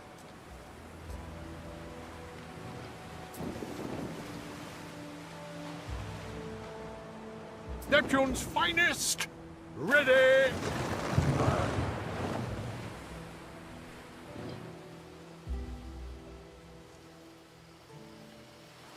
I'm off to bed. All right, awesome, man. Thanks Going for all to that. Middle Earth the end of this week here, so I'm watching Yeah, all that's gotta be the your Lord of the priority, Rings man. videos and getting ready. It is Alrighty, going to be a I'll hell of a talk to you. trip. Make sure you take a lot of pictures. Oh, I definitely will. I'll be visiting What a Workshop, bringing something back for you for the studio. That's a huge thing, man. Like, I still think they're the best in the business for the physical stuff, and it's tragic. Like, nobody's really gotten serious about it since. Like, Disney bought out fucking Industrial Light and Magic, so like, what is the only real deal left? It's sad. That's crazy. Disney bought all of George Lucas's stuff, huh? Yeah, it's definitely hurt the space because you do need the physicality. You need the blacksmiths and the costume people and the craft to do a good job. We stand, waiting.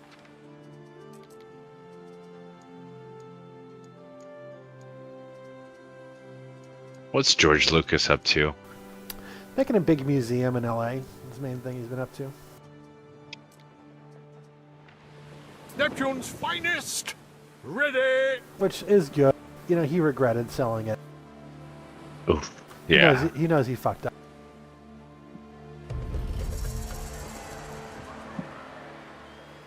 But what's the man to do? I think he undersold it. As do we. Only sold it for $3 billion. Like, what the fuck are you thinking?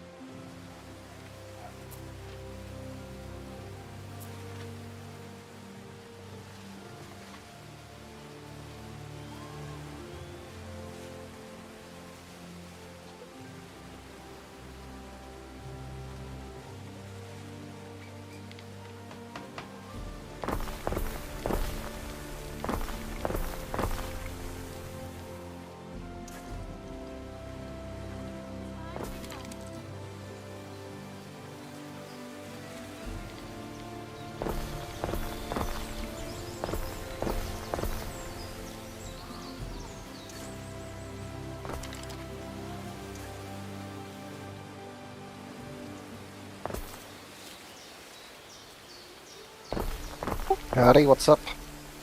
Yeah, man. Come on. I'm just heading to bed. Alrighty. I'll catch you guys later. All right, better, man. If you're talking about VFX, actually. Talking about, he's heading down New Zealand for What a Workshop, so it's up your alley. Oh. The decline of the industry. Basically, the TLDR is that Disney has done no favors to Industrial Light and Magic, and the quality of a lot of the studios. Disney does no favors to anybody. Every VFX workshop should never work with Disney again. Like, yeah, it's like one of those things. They got a shit ton of money, but they never pay. Disney is notorious for dragging out their payments and making 100%. VFX companies go bust, so they don't have to pay them at all. They are notorious for that shit. Wild to me Like, is yeah. like, even though the Star Wars thing, like, they really got George to undersell $3 billion for the whole franchise. What the fuck are you talking about? IP's worth way more than fucking $3 billion. Out of his mind. Not in Disney's hands. That's fair. Nuts. No justice. But yeah, like, if you're looking for scummy companies, Disney's right up there. Yeah, they're on the do not work with list for me. I can hear that.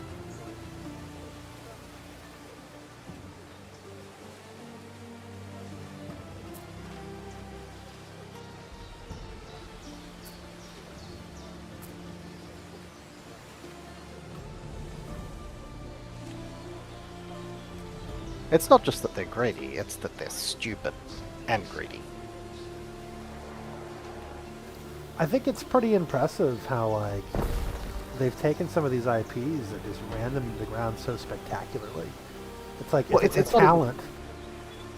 Like, the thing about it, you know, like, when they're busting those VFX companies, like, every VFX artist from those companies goes somewhere else at the end of the day. And they're all the places that Disney might want to work with next time. You know, all they're doing is dissolving a talent pool that they could harvest that they don't. And that just, you know... I think it's just a management problem. Whenever a company gets that large, it becomes so unwieldy. And it just becomes this Byzantine disaster. And you can see that in almost every aspect of their behavior. It just becomes this bloated, comical, impossible, ridiculous thing. I mean, that's true to some extent. And, like, incredibly evil for the worst reasons. It's just laziness, banality, just no self-awareness, no ability to police internally, that type of thing.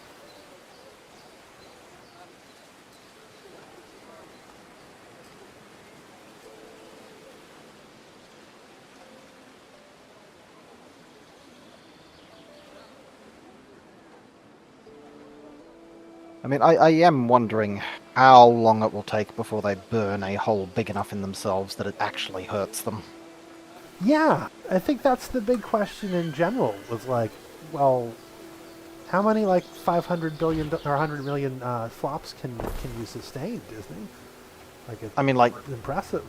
I mean, there's that, but there's also, you know, stuff like, you know, just the cancelling of Jimmy Kimmel or whatever it was. It was like, oh my god, like, I don't like Jimmy Kimmel, but that was disgusting.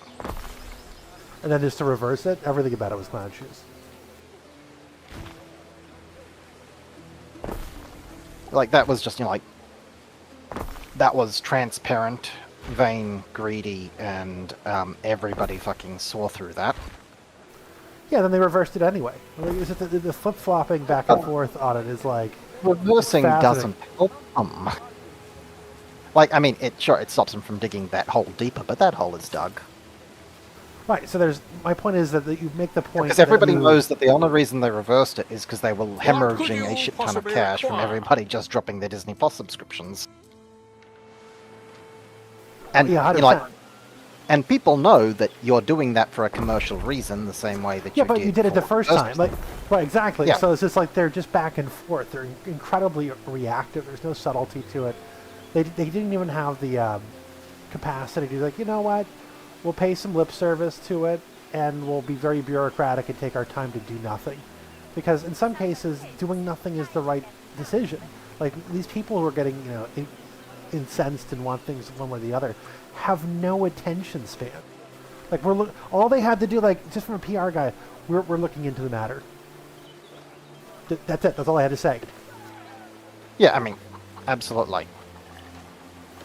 Our lawyers are having a look at this. Like, we don't fire people based upon, you know, these types of conversations because, like, I don't know, perhaps in this particular case, it's kind of his job to make these kind of... It's comedy. It's fucking comedy, man. Like, that's what he's a comedy guy. Like, what do you want? It's like saying, oh my god, I'm so upset that Jon Stewart is making off-color news comments. It's his job. It's his fucking job. What are you talking about? Ridiculous. I mean, it's not even like you could make the argument that he was making bad jokes. Jimmy Kimmel's never made a good joke. It's fair. I don't like. He is a terrible comedian. He is a terrible comedian. He is a card-carrying terrible comedian. But that is not the reason to fire him. Like, just like, I mean, yeah, I mean, okay, yes, him being a terrible comedian is a good reason to fire him. Reasonable job. But the timing of when you chose to fire him is, yeah, the problem there. And now you can't fire him, which is a double tragedy, because it'll look like you were just kicking the can down the road. So now we're stuck with no Stephen Colbert, who's actually a more impressive comedian than Kimmel, and we've got stuck with Kimmel. They had to drag poor fucking Jon Stewart out of retirement. Genuinely hilarious. He's been coming back on and off for a little bit, so you know, he was obviously just burned out from it and is kind of getting his feet back. Yeah, it's a lot. It's a lot to deal with. I mean, he's doing a podcast now and everything, so it's like, yeah. He's got his own thing.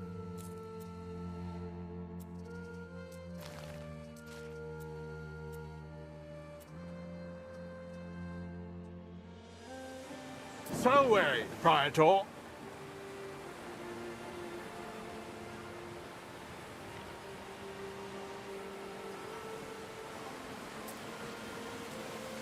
We stand, waiting.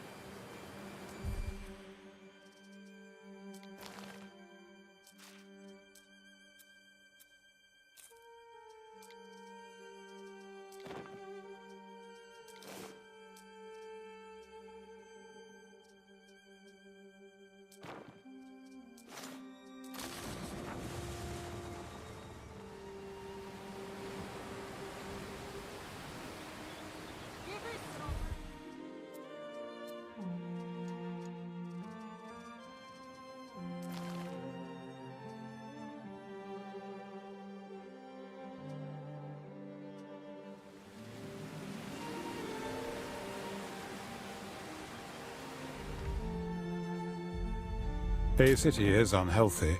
Ideal conditions for plague. Mariners, forward! But yeah, it is very surprising that Disney is making the most terrible business decisions that I can imagine. Like, I mean, they killed their 2D department. Why? Yeah, that's unbelievable to me. To be frank, I mean, I like, think part it of is- they just stopped having the capacity to produce the quality of 2D that they did. It had been in decline for a while.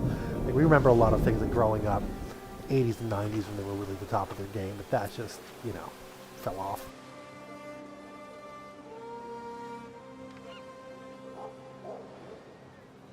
It's not I mean, the like, Disney I we remember.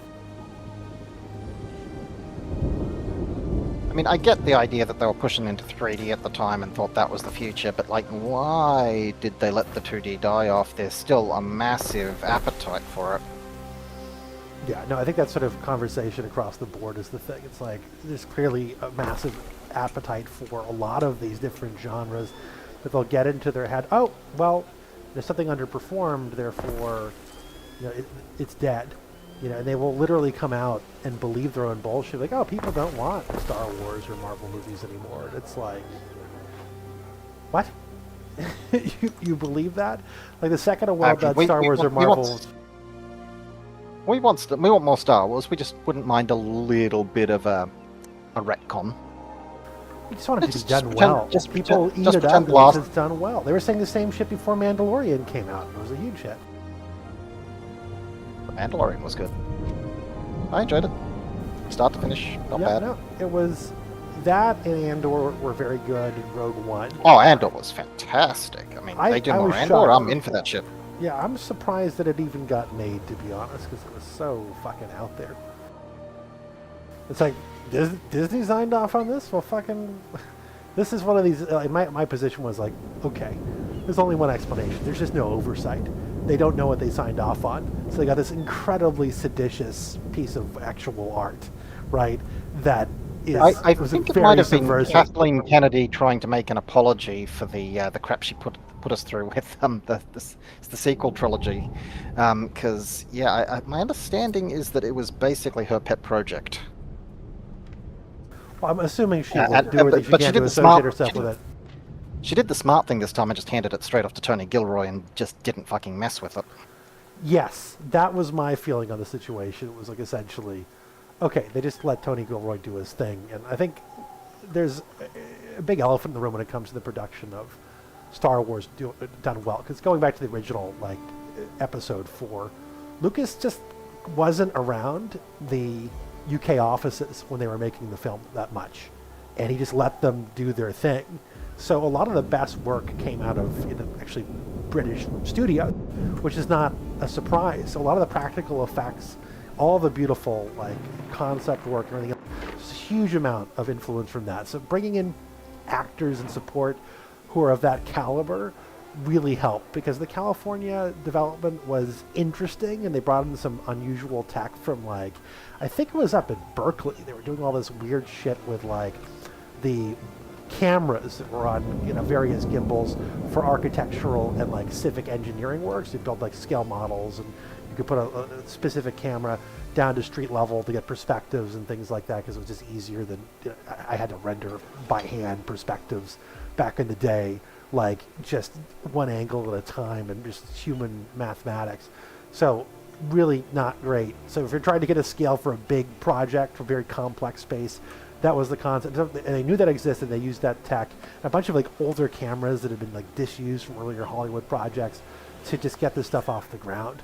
So they ended up. They really used every trick in the book for that first film. Like there's a great book about a VFX book about the making of it, where they just go through every trick in that particular movie, and it is just hilarious. Yeah, it's amazing anything ever got made, like on time or otherwise. It's just nuts. Yeah, but like, I mean, he picked well with his VFX soup. Neptune's And finest. he cobbled together ILM from that, so you know, he did well there too. One of Melkor's friends is up there, like the Skywalker Ranch Fire Department. He's like, we should go up. He's going to Weta Workshop later in the week. What like could his you dream possibly honeymoon thing is require? going down there, which is pretty cool. My neighbor worked in VFX up in Topanga, and he went down to Weta in New Zealand for. He did a million movies. He's a big sci-fi, he's fantasy nerd. But he worked on the Star Trek reboots and all the like what do you call them, Hobbit stuff, and all the previous works. I've seen node comps from the Star Trek reboots, and I pity the poor people who worked under J.J. Abrams. It was worst fucking style of director, from what I understand. I was talking to one of the guys about one of the shots he did, which was the scene at the Enterprise ripping, and I looked at the node script and I went, "What the fuck were you smoking?" And I said, "Were there a lot of changes on this?" And he said, "Yes." And I'm like, "I can tell." Yeah. Because yeah, it's clear that the director did not have a vision for what he wanted before he did it. Oh, absolutely! Like it was crazy. I remember like we were having Thanksgiving, and like we had part of the team was like eating there with us, and weirdly, my mother was present, and she worked nuclear engine and everything else. So they were having all these questions about like what are we going to do to show the debris, and what should the engine room essentially look like, and what would a fusion reactor look like? And we're like, well, you just probably use the jet propulsion ignition facility as your baseline if you want something that's kind of a plausible, like tokamak or whatever else, and it should have these things. And that's what they went. But the end result is like they showed the interior engine of like area of the Enterprise being like a weird industrial facility. I don't know exactly where they filmed it, but it was kind of weird, and that went through the entirety of the thing. It's like, this is a very strange reboot, guys. You've chosen to make the technology on the interior of your starship look very like, I don't know, agricultural, heavy industry. I don't know. It's strange. I think how I feel about it is he liked the design of the outside of the spaceship and didn't think about what was on the inside of it. No, exactly, at all. It's like literally like, so we don't know what to do with these shots. Because J.J. Abrams didn't care. I mean, like, he cares about what's in the frame, sure. He doesn't care about how it's supposed to work and how you're supposed to think about it. No, at all. It's not curious. I think the summary of it is his theory of the mystery box. Have you ever heard of J.J. Abrams' theory of the mystery box? Oh God, I have as a storytelling device. It's fucking horrible. It's true, but it's fucking horrible. It's like you have to have a mystery. You have the mystery box. You show the audience the mystery box. Does it matter what's inside? No. Do you have to explain what's inside? No. Just make sure the mystery's there. And if you ask yourself about all of J.J. Abrams' productions, you go, yeah, sure. Hey, that's exactly what he does. He presents this great, tangible mystery. He has no fucking idea what's in that mystery box. And he never did. I mean, that's part of what ruined the things. They didn't know what they wanted to do with Rey. Yeah, that's what ruins all of J.J. Abrams' things. He has this great mystery box. He doesn't know what the fucking answer is. And he doesn't even go with like the best fan interest, ones that seem to like show some genuine interest or following along. Like, I don't know, it just was very lazy.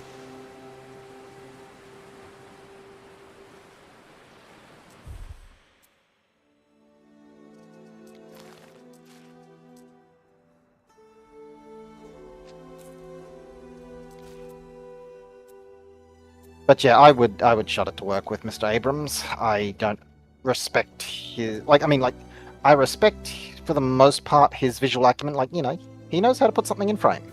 Right. You know, he knows how to do your cliffhangers and your mystery boxes. And his pacing What he doesn't is know really, is really fast. doesn't realize is that you've actually got to put something in that mystery box.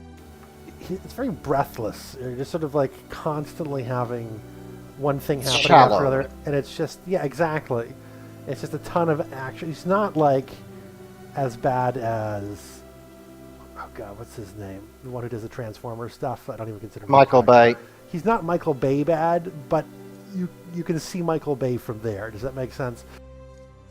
Michael Bay at least is potentially a decent director sometimes, just not in Transformers.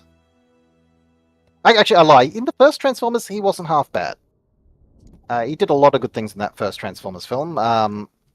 Most notably in at least redesigns of the Transformers characters into something plausibly realistic. Yeah, cool. Maybe that was ILM's work more than Mr. Bay's, but And The Rock is one of my favorite films. Rock, but dude, that was a different time, man. Long time ago.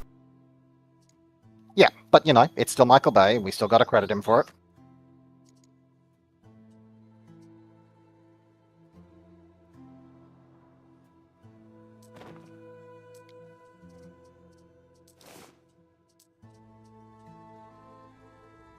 Sorry, just in the middle of a dogfight. I can hear that.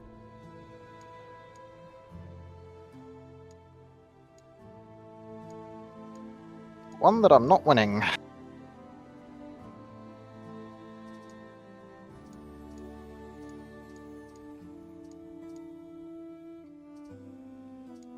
I have completely lost my HUD.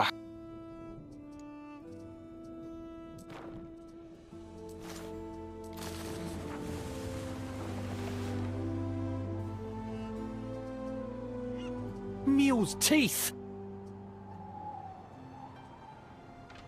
Citizens are dissatisfied with their lot and may soon revolt.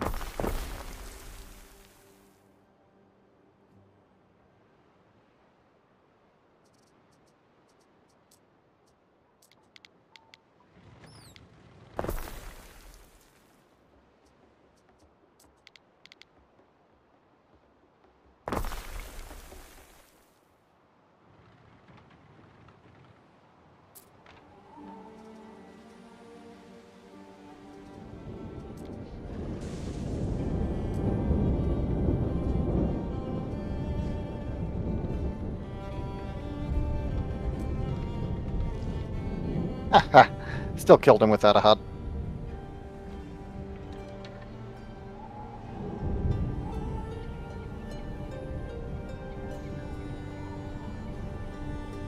Yeah, but there's some directors, if you ever decide to pick up visual effects for any bizarre reason, there are some directors I suggest you never work with.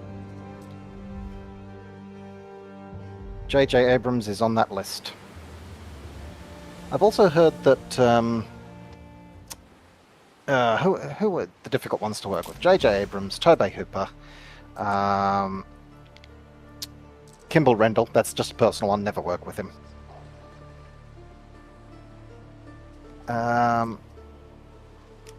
Joss Whedon. I've heard he is terrible to work with. That would. Oh yes, and of course Michael Bay is one of the notorious worst ones to work with.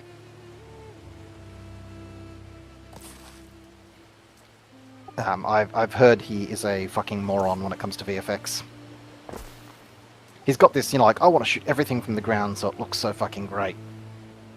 I want to shoot with real explosions, and it's like, yeah, that works fucking fantastic. But then you've got to put your robots in the real explosion, so you've got to take out the real explosions, make a fake explosion that matches the real explosion, and stick it back in under all the dust that was already there, which is a really fucking tough piece of work, when you could have just done it all, you know, semi-practically, or if you'd thought about doing it as 2 shots. If you'd listened to your VFX supervisor and just set a suit and what the fuck you want. Neptune's finest! Ready! Yeah, he is apparently the worst to work for. It doesn't seem surprising. Waiting for your decree!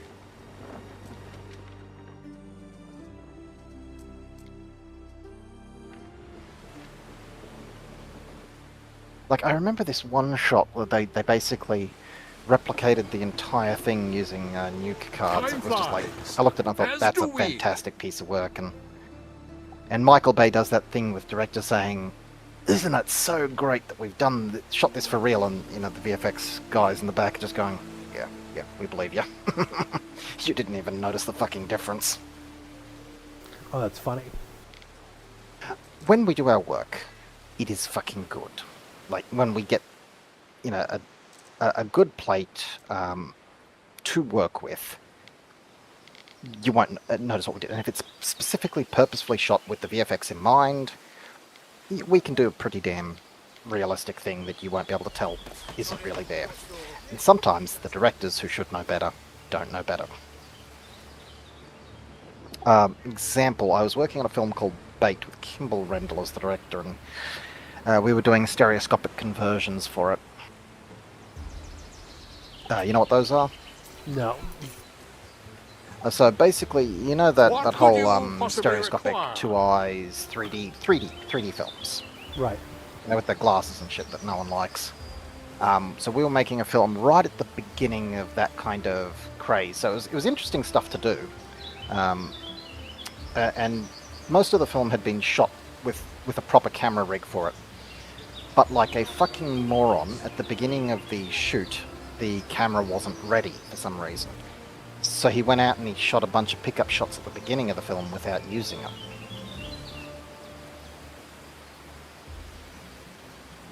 To which everybody in the VFX department just kind of groaned, smacked their heads and said, you should have just fucking waited a day,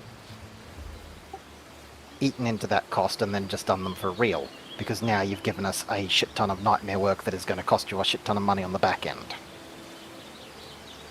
More money than waiting a day to get those pickups would have cost them, because they could have done any day to do those pickups, and they could have spent the extra time on something else. Like getting their fucking animatronic shark working, so we didn't have to do extra VFX work on that.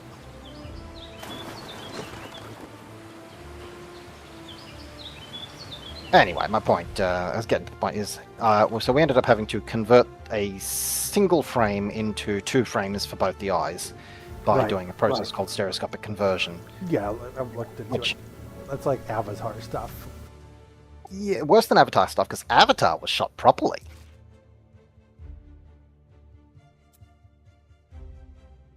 You know, here we were trying to invent, well, not new techniques, because we actually did borrow a ton of the techniques from Avatar.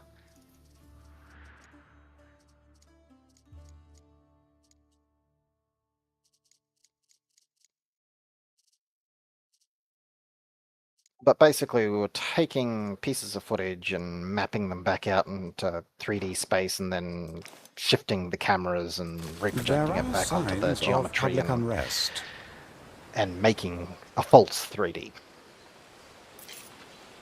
And it's not an easy task in a film with water. No paradise, but pleasant enough. I want the people here to take care for of various each other. reasons. Whichever way, it was a tough and laborious process, which we should never have had to do. And the director was not impressed by our lack of progress.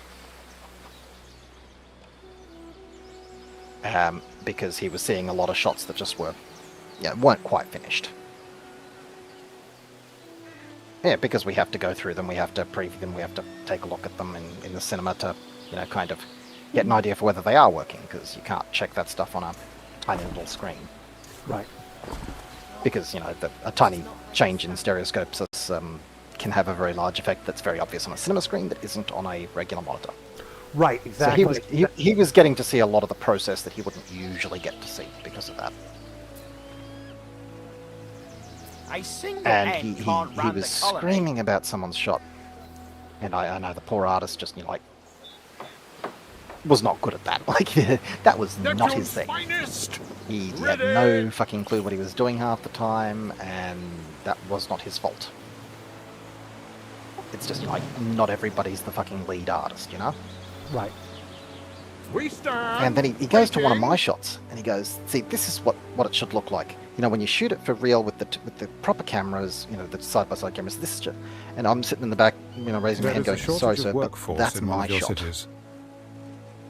Sorry, what? Yeah, that one's one of the ones I worked on, which is why it looks so good, because if you'd shot it with your shitty stereoscopic camera setup, it wouldn't look that good. Because he was using a mirror rig instead of two side-by-side cameras, and the polarization on the mirror splitter changes the reflections on water.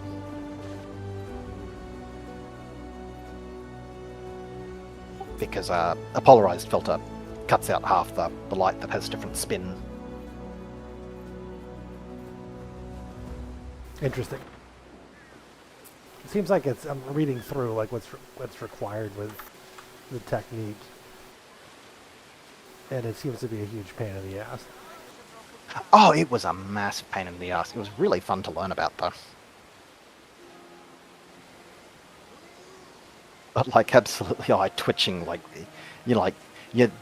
James Cameron spent years and years working out exactly how do I do this properly, and everyone wanted to copy him immediately after Avatar came out. The thing is, it was really cool in Avatar, and I really enjoyed it.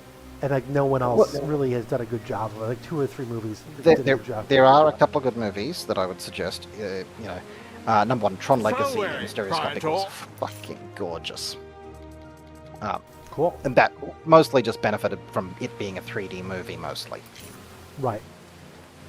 It's just made. Well, how do you even view a movie like that at home properly without like a just ridiculously expensive setup? No, I mean you could use it. Basically, any home VR goggles would do just a fantastic job of it because they're already stereoscopic. I bet you could get those things like super inexpensively these days because there's just nothing. You could probably get a secondhand Quest or they were never that expensive to begin with, but yeah, you could do that. When we were making that, we used to use Zalman monitors with a little custom. Basically, the Zalmans had interlaced to free a slave is not interlaced without risk. Screens with a different polarizing filter on every different set of pixels, and we'd just use a regular set of cinema 3D glasses to look at it, and then we custom jigged our program so they just shoot out interlaced exports for each eye, because there was no native support for that back then.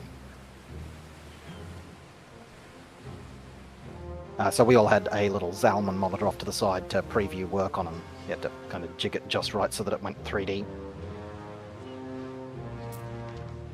These days, the program would just go, yeah, I'll put it straight out to that monitor. But back then it wasn't so easy.